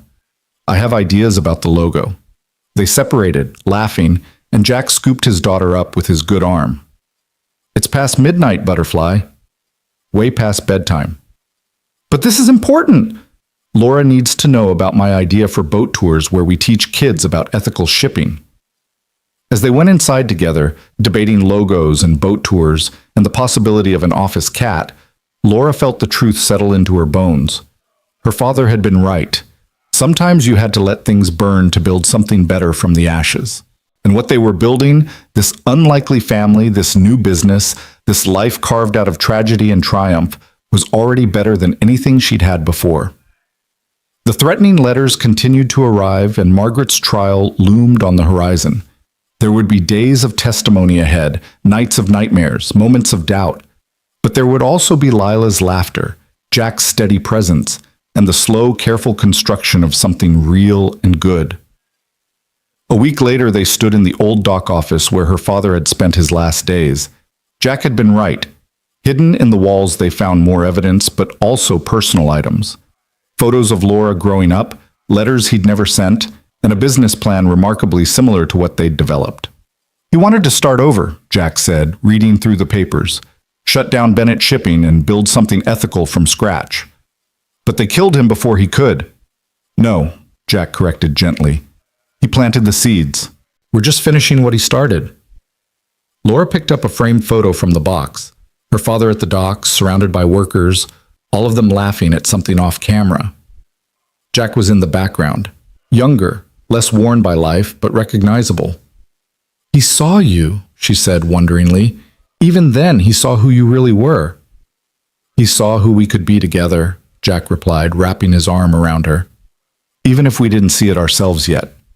As they stood in that dusty office, surrounded by evidence of her father's dreams and determination, Laura understood that justice wasn't just about punishment. It was about transformation, about taking something corrupt and making it clean, about choosing love over fear. The phone in Jack's pocket buzzed. Agent Kim with an update. 3 more trafficking networks had been uncovered using their evidence. Hundreds more people freed. Each revelation was a vindication, proof that their sacrifice had meant something. But the real victory was smaller, quieter. It was Lila teaching Laura to fold paper boats with words like hope and family and forever written inside. It was Jack singing off-key in the shower, finally allowing himself moments of joy. It was Laura learning to cook without burning things, finding purpose beyond corporate power. Margaret had been wrong about one thing. Laura hadn't lost everything when Bennett Shipping fell. She'd been freed from it, liberated to find something worth so much more than money or influence. She'd found a family, and that was worth any empire. The courtroom felt like a tomb despite being packed with reporters, spectators, and federal agents. Laura smoothed her simple black dress, bought from a department store with money she'd earned tutoring business students, a far cry from her former designer wardrobe, and tried to steady her breathing. Beside her, Jack sat rigid in his only suit, his hand finding hers under the table as Margaret Chen was led in, wearing orange and shackles. 6 months had passed since that night at the docks. 6 months of building their new life while preparing for this moment. Margaret looked older, grayer, but her eyes still held that calculating coldness that had fooled Laura's father for decades. The prosecution calls Laura Bennett to the stand. Jack squeezed her hand once before letting go, and Laura walked to the witness chair on legs that felt disconnected from her body. The prosecutor, a sharp woman named Dana Rodriguez, had prepared her for this, but nothing could truly ready someone to face their father's killer. Ms. Bennett, Rodriguez began gently, can you describe your relationship with the defendant? Margaret Chen was my godmother, Laura said, her voice carrying across the silent courtroom. She held me at my baptism. She attended every birthday party, every graduation. She spoke at my father's funeral about how much she loved him. And when did you learn about her involvement in criminal activities? Laura's eyes found Margaret's, holding that cold gaze without flinching. The night she tried to have me trafficked. The night she admitted to ordering my father's murder. The courtroom erupted in whispers until the judge's gavel restored order. Rodriguez walked Laura through that night. The video from her father, Margaret's confession in the office, waking up bound in a shipping container. Every detail felt like reliving the nightmare, but Laura pushed through, her voice growing stronger with each revelation. She said my father was too pure for the business, Laura testified, that his moral stance would have destroyed everything they'd built. She presented his murder as a practical decision, like cutting a problematic department. Margaret's attorney, a slick man named Harrison Blackwood who defended mob bosses and corrupt politicians, stood for cross-examination. Laura had been warned he would try to discredit her, paint her as traumatized and unreliable. Ms. Bennett, you've lost everything, haven't you? Your company, your wealth, your social standing? I've gained far more than I've lost, Mr. Blackwood. But surely you must feel anger toward my client. After all, she represents the system that destroyed your privileged life. Laura felt Jack's presence behind her in the gallery, steady as a lighthouse. I feel anger toward your client because she murdered my father and trafficked human beings. My privilege was built on blood. Losing it was a liberation. Blackwood tried another angle. You're currently living with Jack Sullivan, the dock worker who allegedly saved you. Isn't it true you're romantically involved? Objection, Rodriguez called out. Relevance goes to the witness's state of mind, Your Honor. Ms. Bennett may be confusing trauma bonding with reality. The judge allowed it, and Laura straightened in her chair. Yes, Jack and I are together. We're also business partners in an ethical shipping company that's employed 40 of the dock workers your client's organization left jobless. We're building something honest from the ashes of Bennett Shipping's corruption. How touching, Blackwood sneered. A fairy tale ending. Tell me, Ms. Bennett, isn't it convenient that you found happiness while my client faces life in prison? Perhaps you've embellished certain details to ensure that outcome? Before Laura could respond, the courtroom doors burst open. A young woman stumbled in, thin and haunted, her arms bearing the scars of restraints. She looked directly at Margaret with eyes full of rage and pain. You don't remember me, the woman said, her accent Eastern European. I was just cargo to you, container 31A. Security moved to escort her out, but Judge Harrison held up a hand. Let her speak. My name is Anya Volkov. I was taken from my village in Ukraine, promised work in America. Instead, I spent 3 months in containers, moved like freight. Her voice broke. I watched my sister die in one of those boxes. She was 16. The courtroom was absolutely silent. Laura saw Margaret's composure crack for just a moment, not with remorse, but with annoyance at the interruption. This woman, Anya pointed at Laura, and that man, indicating Jack in the gallery. They saved us. They opened the containers. They gave us back our names. Judge Harrison looked to the prosecutors. Is this woman on your witness list? She is, Your Honor. Anya Volkov, scheduled to testify tomorrow. Then she'll wait her turn. But, the judge turned to Blackwood, I suggest you reconsider your strategy of attacking Ms. Bennett's credibility. This court has little patience for victim blaming. Laura's testimony continued for 3 more hours. She detailed the financial records her father had hidden, the network of corruption that had infected not just Bennett Shipping, but dozens of companies and government offices. By the time she stepped down, Margaret's defense looked shaken. Jack was waiting in the hall during the lunch recess, pulling her into a careful embrace. His injuries had healed, but she knew he still had nightmares about that night, still checked the locks obsessively, still positioned himself between her and any potential threat. You did amazing, he whispered into her hair. It's not over. Blackwood will go after you next. Let him try. Jack pulled back to look at her. I faced worse than lawyers. Lila ran up then, having been watching from a separate room with Sarah. Laura, you were like a warrior queen. Did you see Margaret's face when Anya came in? Lila, Sarah scolded gently. This isn't a game. I know, Lila said seriously, but Laura still won that round. That afternoon, Jack took the stand. Blackwood immediately went on attack, trying to paint him as a disgruntled employee seeking revenge and fortune. Mr. Sullivan, you were making $15.50 an hour before this incident, correct? Yes. And now you're co-owner of a shipping company with Miss Bennett. Quite an upgrade.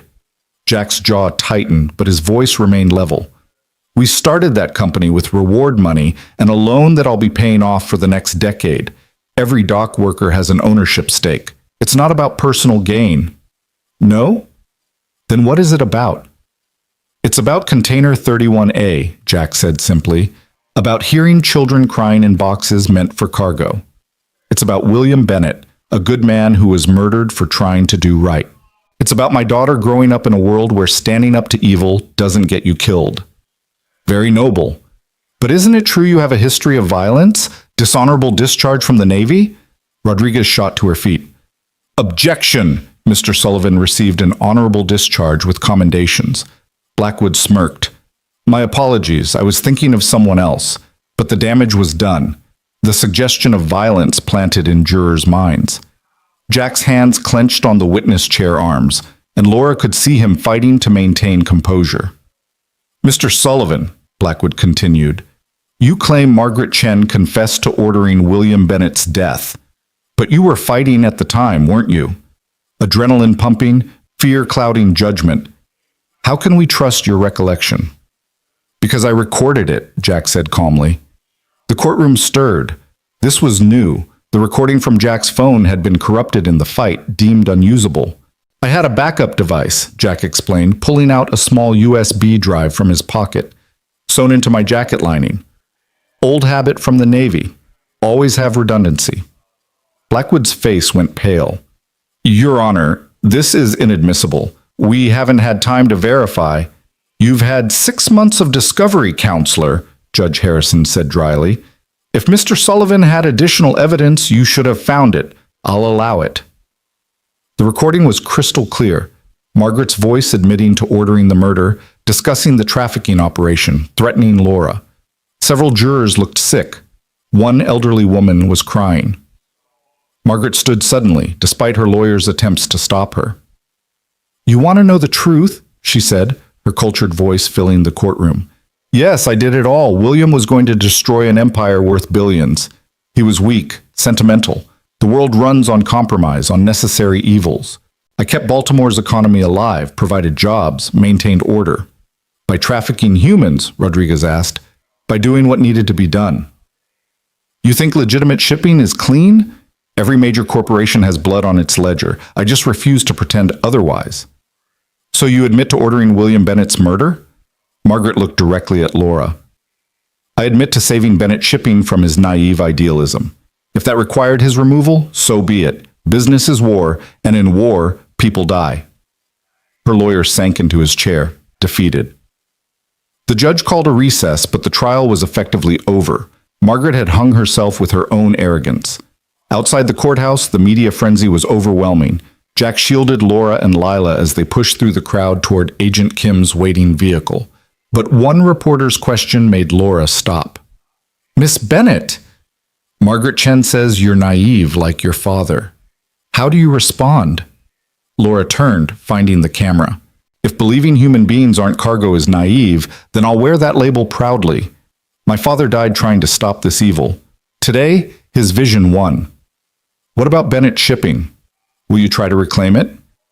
Bennett Shipping is dead, Laura said firmly, but Sullivan and Bennett Logistics is very much alive. We're proving ethical business isn't just possible, it's profitable. We're hiring, by the way.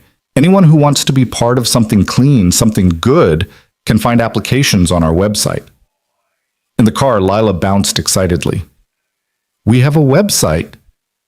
As of this morning, Laura smiled, Your Aunt Sarah helped me build it. With my boat logo? Front and center. Jack took Laura's hand as they drove away from the courthouse. It's over. The trial may be, but Margaret was right about one thing. This goes deeper. There are others out there, other operations.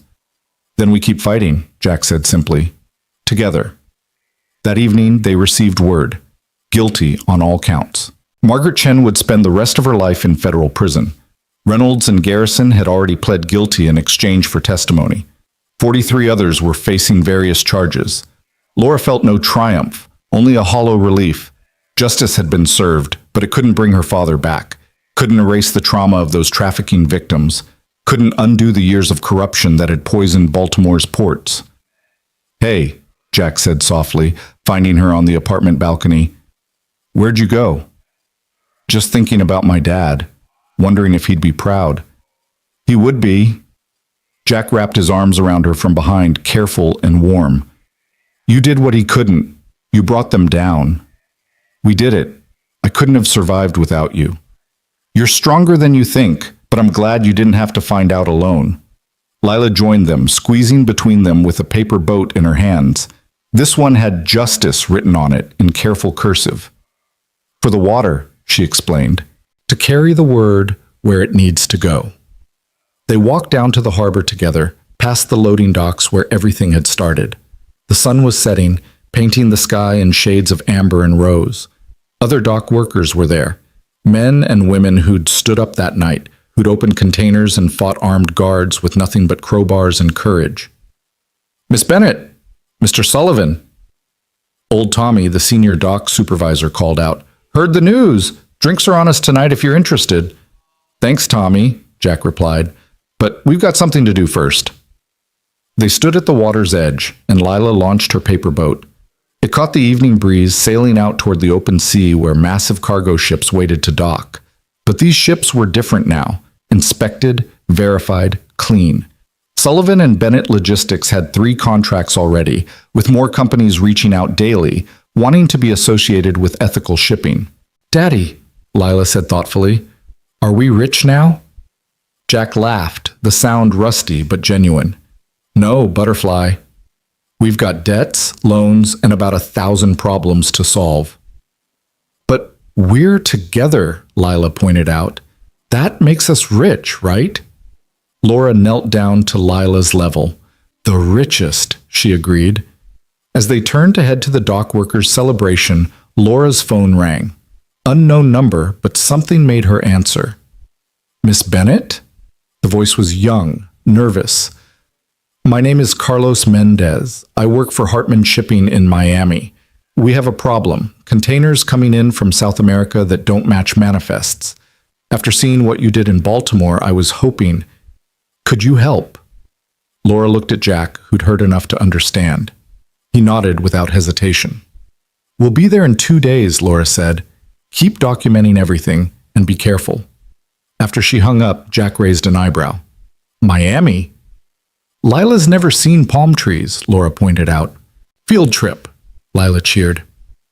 This could be dangerous, Jack warned, though he was already calculating logistics. If Hartman Shipping is compromised like Bennett was, then they need what we have. Experience, connections, and a really good lawyer. Laura smiled. Besides, you said it yourself. We keep fighting. Together, Jack finished. They joined the celebration at Murphy's Bar, where dock workers toasted them with beer and whiskey, where Anya Volkov sang a Ukrainian song of freedom, where the ghosts of that violent night were temporarily held at bay by community and hope. But even in celebration, Laura could feel the pull of the next fight. Miami was just the beginning. The corruption Margaret had revealed was a cancer spread across global shipping, and someone had to cut it out. You're planning, Jack observed, sliding into the booth beside her while Lila played darts with the workers. Always. Miami's going to be complicated.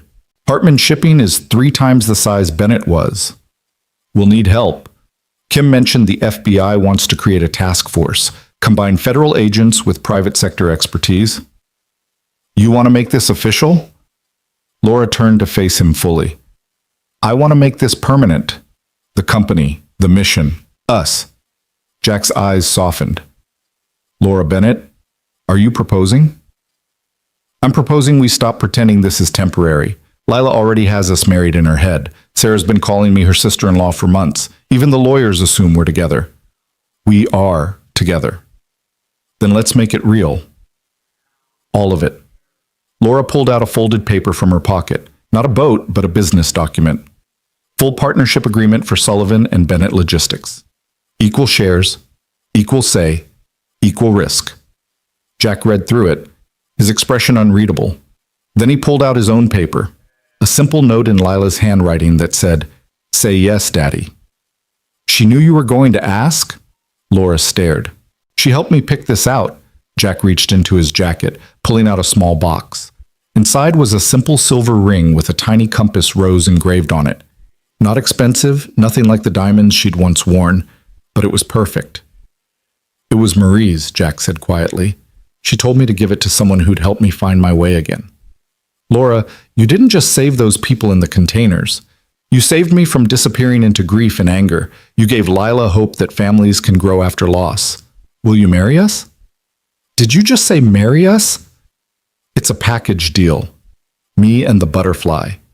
Laura kissed him in answer, not caring that the entire bar erupted in cheers, that Lila was dancing on a table shouting, "She said yes," before Laura had actually said anything. Yes, she said against his lips, to all of it. The business, the marriage, Miami, whatever comes next. Even if what comes next is dangerous. Especially then. We're good at dangerous. 6 weeks later, they stood in a small courthouse in Miami, having just testified in the first arrests of the Hartman shipping case. Lila was their flower girl, spreading paper boats instead of petals, each one carrying a word: hope, love, family, justice, forever. Jack's vows were simple. You taught me that broken things can be rebuilt stronger. That courage isn't the absence of fear, but the choice to act despite it. I promise to stand beside you in every fight, to be your anchor in every storm. Laura's were equally direct. You showed me that integrity matters more than inheritance, that family is chosen, not just born. I promise to help you raise Lila, to build our company on truth, and to never stop fighting for what's right. The judge who married them was the same one who'd signed the arrest warrants for 17 Hartman shipping executives that morning. In my 40 years of law, she said, I've never seen two people forge love from such darkness. May your marriage be as strong as your convictions. As they kissed, sealing their union, Miami's harbor stretched behind them through the courthouse windows. Ships moved in and out, but now under watchful eyes. Sullivan and Bennett Logistics had opened a second office, hired 50 employees, and had contracts with companies across the Caribbean. Mrs. Sullivan Bennett, Jack whispered, ready for the next adventure.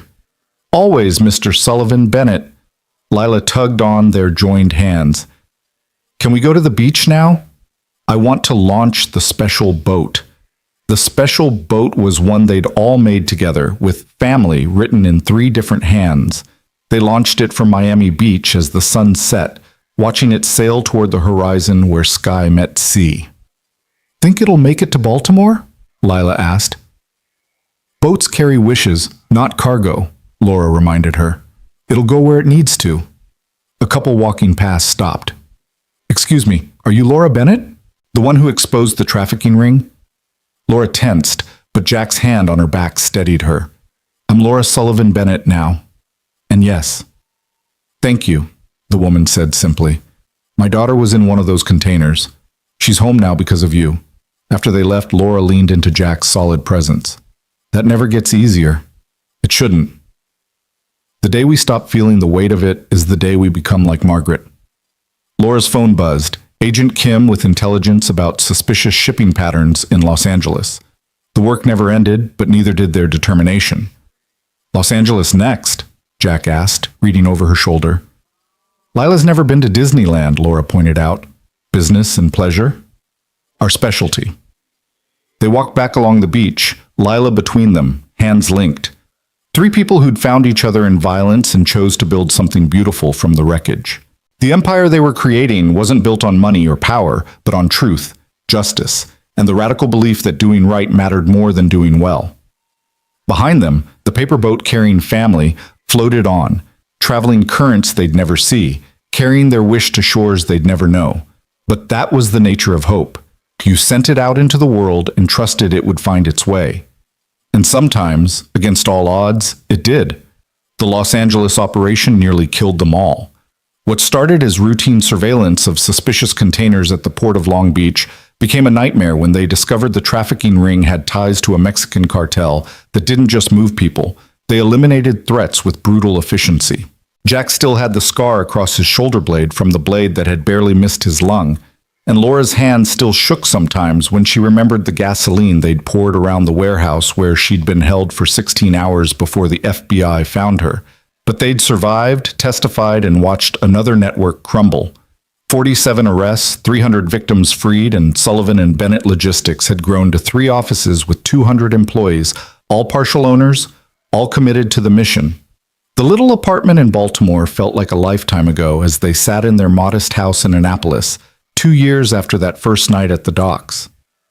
"Daddy, you're doing it again," Lila said, now 11 and perceptive as ever. She'd found him standing at the window at 3 a.m., watching the street. "Just checking," Jack said, though they both knew he was looking for threats that logic said weren't coming. "Mom's fine," Lila said, and Jack's heart still stuttered when she called Laura that. It had started naturally about 6 months after the wedding, and Laura had cried for an hour the first time. "She's in the office reviewing contracts." "At 3 a.m.? You know how she is before a new operation." Jack did know. Tomorrow, they were flying to Seattle to investigate North Star shipping, but this time was different. This time, they'd received intelligence that someone high up in North Star knew they were coming, had prepared for them. Agent Kim had warned them to reconsider, but they'd already committed. 3 informants inside North Star were counting on them. He found Laura in their home office, surrounded by shipping manifests and surveillance photos. Her reading glasses were perched on her nose. She needed them now after too many nights straining over documents. The stress of the last 2 years showed in the permanent worry line between her brows and the gray streaking through her hair that she refused to dye, wearing it like a badge of honor. "You should sleep," he said, kissing the top of her head. "Look at this," she said instead, pointing to a manifest.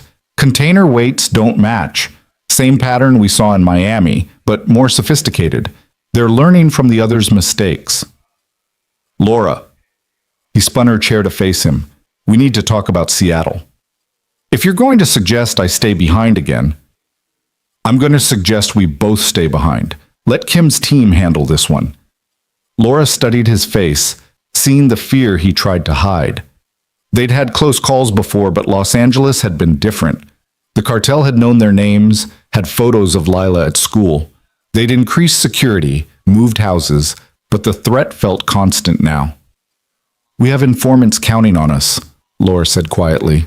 "People who risk their lives to get us information. And Lila needs parents who come home. She needs parents who show her that doing right matters more than being safe." It was an old argument, one they'd had variations of before every operation. Jack knew she was right. They'd built their reputation on being willing to go where others wouldn't, to take risks law enforcement couldn't, but the stakes kept rising. "Remember what you told me that first night?"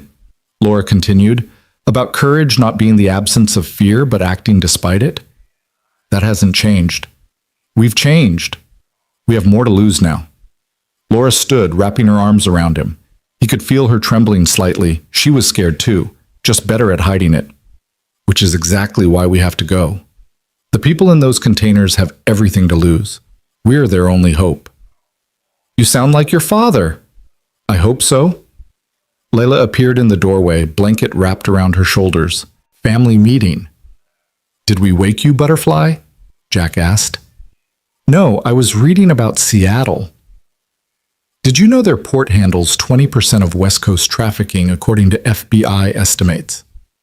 "You hacked my computer again," Laura said, though there was pride mixed with the scolding. "You need better passwords. Paperboat 2025 is pretty obvious." Despite the tension, Jack laughed. His daughter was too smart for her own good, already showing the same instinct for investigation that had served them well. She'd been their secret weapon more than once, spotting patterns in data that adults missed. So, Lila continued, climbing into Jack's lap despite being almost too big for it. When do we leave? We leave tomorrow. You stay with Aunt Sarah, Laura said firmly. That's what you said about Los Angeles, and look how that turned out. The reminder hit like cold water. They'd left Lila with Sarah during the Los Angeles operation, thinking she'd be safer.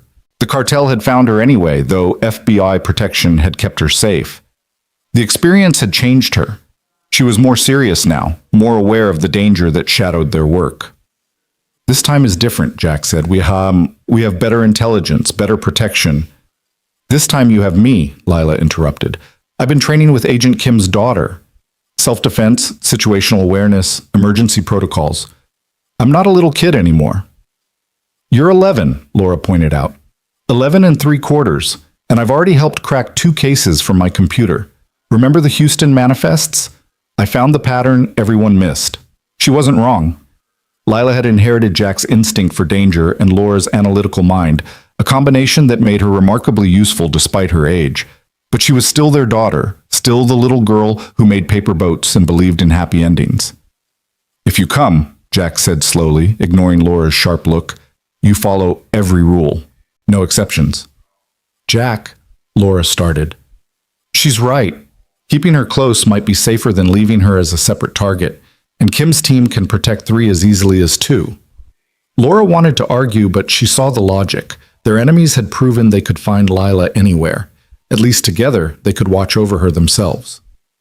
Fine, Laura said, but we do this smart.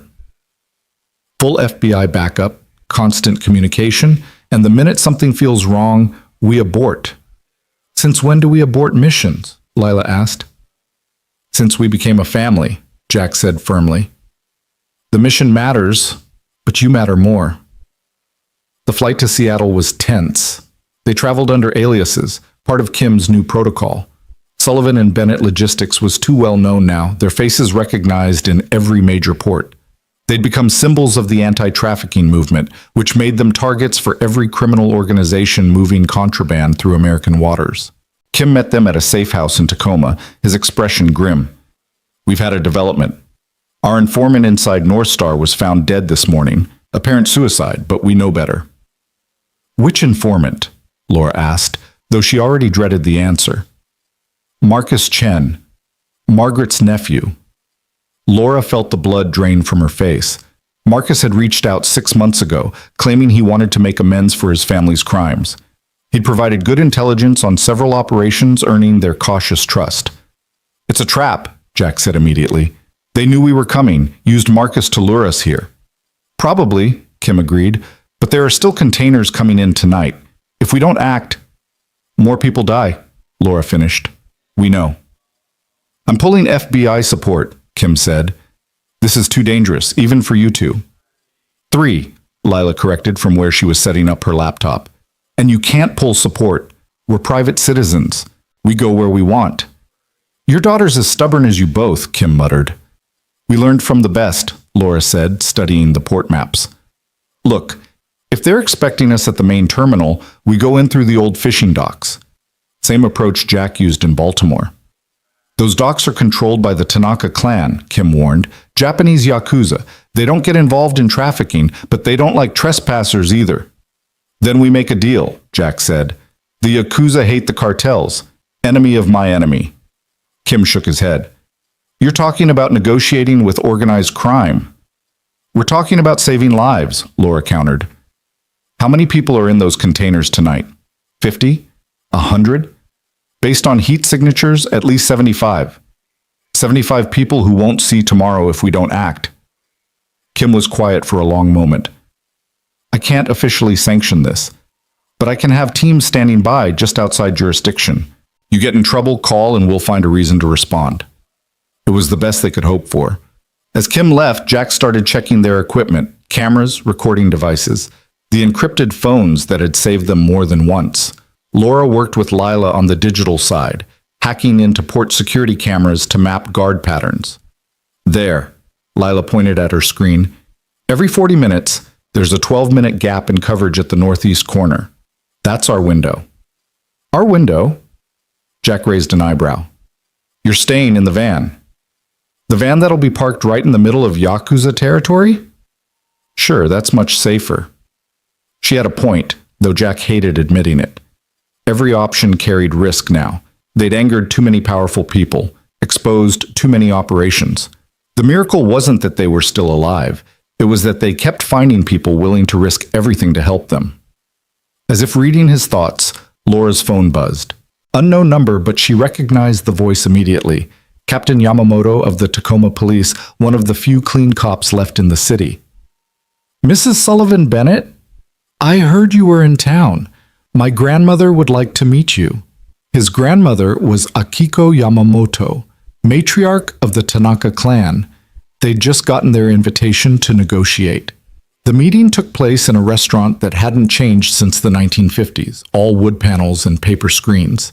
Akiko Yamamoto was 93 years old, 4 feet tall, and radiated power like a nuclear reactor. She studied them with eyes that had seen wars, both literal and figurative. You're the ones disrupting the shipping business, she said in accented but perfect English. We're disrupting the trafficking business, Laura corrected politely. Same thing these days. Akiko sipped her tea. The Chen woman, she was your godmother? Yes. Family betrayal is the deepest cut. I knew her, decades ago. Brilliant woman, but no honor. Honor matters more than brilliance. We need passage through your docks tonight, Jack said directly. He'd learned that the Yakuza respected directness. To stop the containers. Yes. The ones carrying people from my homeland. Akiko's expression darkened. Japanese citizens sold like cargo. This angers me. Laura leaned forward. Help us stop it.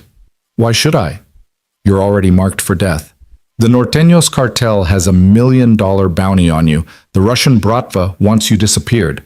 Even some of our American agencies would prefer you stopped talking. Helping you makes me their enemy. Because you have granddaughters, Leela said suddenly. Everyone turned to stare at the 11-year-old who'd been silent until now. I saw the photos in the hall.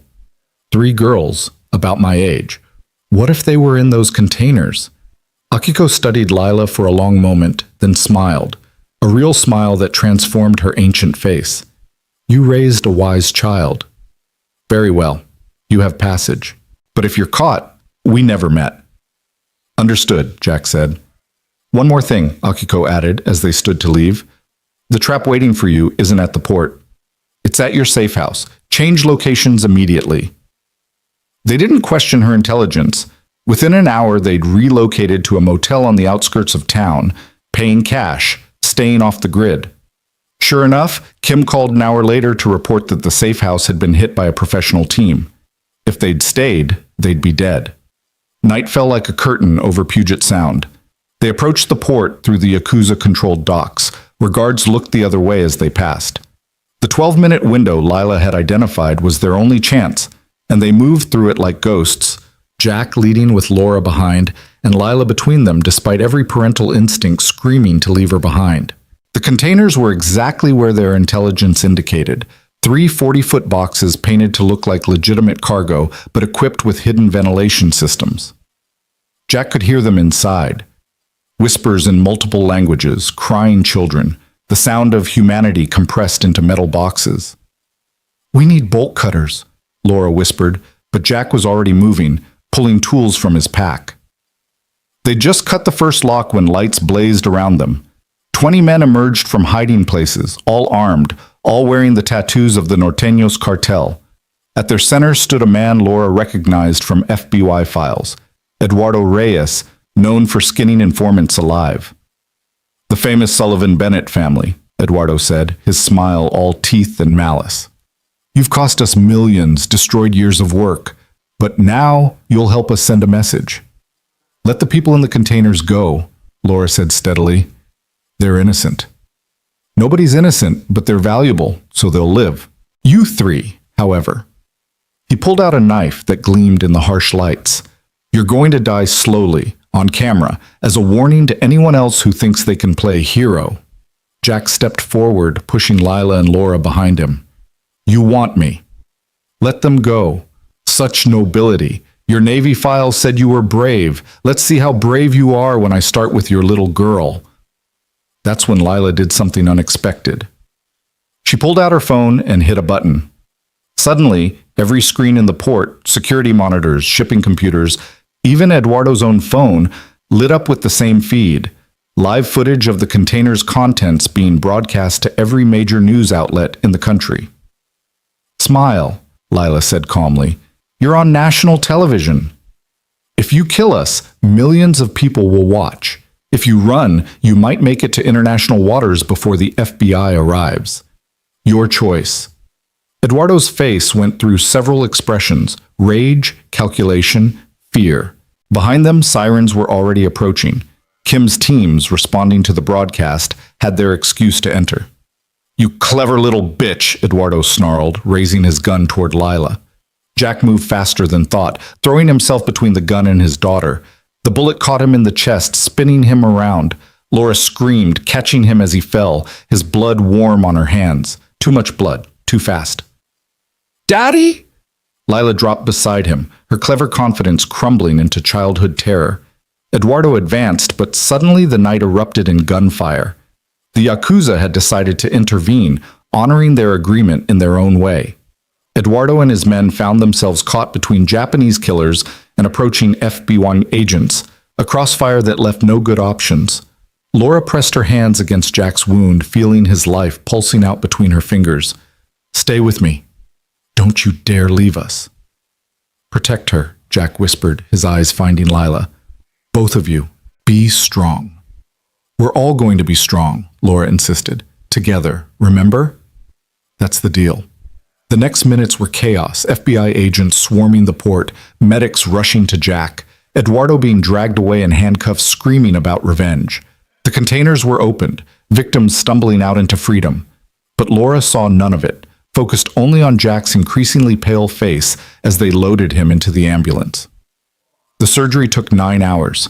9 hours of Laura and Lila holding each other in another hospital waiting room, their clothes still stained with Jack's blood. The news was playing their story on every channel. The 11-year-old girl who'd outsmarted a cartel, the family who'd risked everything to save strangers. This is my fault, Lila sobbed. I thought I was being smart, but I just made him mad. No, Laura said firmly, lifting Lila's chin. You saved everyone in those containers. You gave the FBI reason to come. Your dad would be proud. Would be? He's going to be fine, right? He has to be fine. Laura didn't answer because she didn't know. The bullet had done massive damage, missed his heart by millimeters. Even if he survived, the doctors warned he might never fully recover. Agent Kim arrived around hour 6, looking exhausted but satisfied. Eduardo flipped. He's giving us everything, routes, contacts, the whole network. This is bigger than anything we've uncovered before. I don't care, Laura said flatly. Not if Jack dies for it. He won't die, Lila said with sudden fierceness. He promised he'd always come home, and Daddy keeps his promises. As if summoned by her faith, Dr. Patel appeared in the doorway. He's out of surgery. Critical, but stable. The next 24 hours will tell us everything. They were allowed to see him briefly, just long enough for Laura to kiss his forehead, for Lila to whisper that she loved him, for them both to promise they'd be there when he woke up. If he woke up. The vigil that followed was the longest night of Laura's life. She'd thought she'd lost everything when her father died, when her company crumbled. But that pain was nothing compared to the possibility of losing Jack. He'd become her anchor, her partner in every sense. Without him, the mission meant nothing. Mom? Lila said around 3 a.m. It was the first time she'd used the word since Jack had been shot. Tell me about when you and Daddy first met. The real story, not the one you tell reporters. So Laura told her about that night at the docks, the fear, the violence, but also the immediate recognition of finding someone who would stand against evil no matter the cost. She told her about the safe house, about learning to make paper boats, about choosing love in the midst of chaos. He saved me, Laura finished, in every way a person can be saved. You saved each other, Lila corrected. That's what family does. Dawn came slowly, painting the hospital room gold. Jack's eyes fluttered open just as the sun cleared the horizon, finding them immediately. "Hey," he whispered, his voice rough but real. "Did we win?" Laura laughed through her tears. "We're alive, the containers are empty, and Eduardo's going to prison forever. I'd call that a win. And you?" He looked at Lila. "My brave, too smart butterfly?" "I'm grounded, aren't I?" Lila asked. "For life," Jack agreed, then winced. "Or at least until you're 30. Dr. Patel's assessment was cautiously optimistic. The damage was severe, but Jack would recover. It would take months of therapy, possibly years before he was fully himself again. He'd never be able to do the physical work he'd once done at the docks. "Good thing I married a CEO," Jack said. "I'll be the company's strategic advisor." "You'll be the company's co-president," Laura corrected. "Full recovery or not, we're equal partners, always." But even as they celebrated Jack's survival, they knew something had changed. The Seattle operation had nearly cost them everything. They'd pushed their luck too far, too often. There would always be another port, another trafficking ring, another Eduardo Reyes. But there was only one Jack, one Lila, one family they'd built from ashes. "We need to evolve," Laura said a week later as they prepared to leave Seattle. Jack was in a wheelchair, temporary but still jarring to see. "We can't keep doing this. The direct confrontations, the undercover work. We have to find another way." "Training others," Jack suggested. "Teaching port workers, law enforcement, shipping companies how to spot trafficking, building a network instead of trying to be everywhere ourselves." "The Sullivan Bennett Institute," Lila added, "for ethical shipping and anti-trafficking education." They looked at each other, this battered but unbroken family, and saw the future taking shape. Not the adrenaline-fueled operations that had defined their last 2 years, but something more sustainable, more powerful. They would become teachers instead of warriors, building an army of people committed to keeping the ports clean. "But first," Jack said, reaching for both their hands, "we go home. We heal. We remember how to be a normal family for a while." "We've never been a normal family," Lila pointed out. "Then we'll learn," Laura said. "Together." The flight back to Baltimore felt like a victory lap and a retreat all at once. They'd won in Seattle, 75 people freed, a major network destroyed, but the cost had been nearly fatal. As Jack dozed in his seat, still weak from surgery, Laura made a decision. "No more," she whispered to Lila. "No more operations that could take him from us." "Or you from us," Lila added.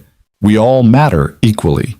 They landed to find their house filled with flowers, gifts from dock workers they'd helped, FBI agents they'd worked with, even some former Bennett shipping employees who'd found new lives after the company's collapse. Among them was a package from Japan, origami cranes from Akiko Yamamoto with a note, "For the wise child who saved her parents." That night they sat on their porch overlooking the harbor where it all began. Jack was in his wheelchair, but his color was better, his grip strong as he held Laura's hand. Lila sat between them, folding a new paper boat.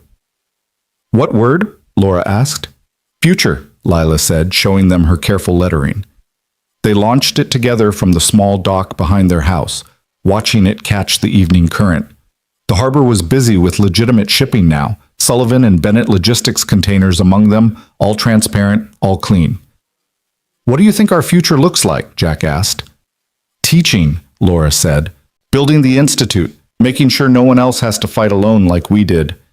Growing up," Lila added, "maybe normally for a change. And staying together," Jack finished. "No matter what comes next." The paper boat disappeared into the distance, carrying their word toward tomorrow. Behind them the phone rang, probably another port needing help, another crisis requiring attention. But for this moment, they ignored it. They'd earned the right to rest, to heal, to be just a family watching the water. The empire they'd built wasn't made of money or influence, but of lives saved and truth told. They'd traded everything they'd once been, CEO, dock worker, innocent child, for something infinitely more valuable, each other. And as the stars appeared over Baltimore Harbor, reflecting on water that had seen so much violence and redemption, they knew that was enough. They'd fought the darkness and emerged scarred but victorious. Now it was time to teach others to carry the light. The war against trafficking would continue, but their part in it was evolving. From warriors to teachers, from fighters to builders. The Sullivan Bennett Institute would be their new battlefield, education their weapon, hope their ammunition. Tomorrow, they would begin planning. Tonight, they would simply be. Three souls who'd found each other in the midst of horror and chosen to build something beautiful from the wreckage. A family forged in fire, tested by violence, and proven unbreakable. The future stretched before them, uncertain but no longer frightening. They would face it as they'd faced everything else, together.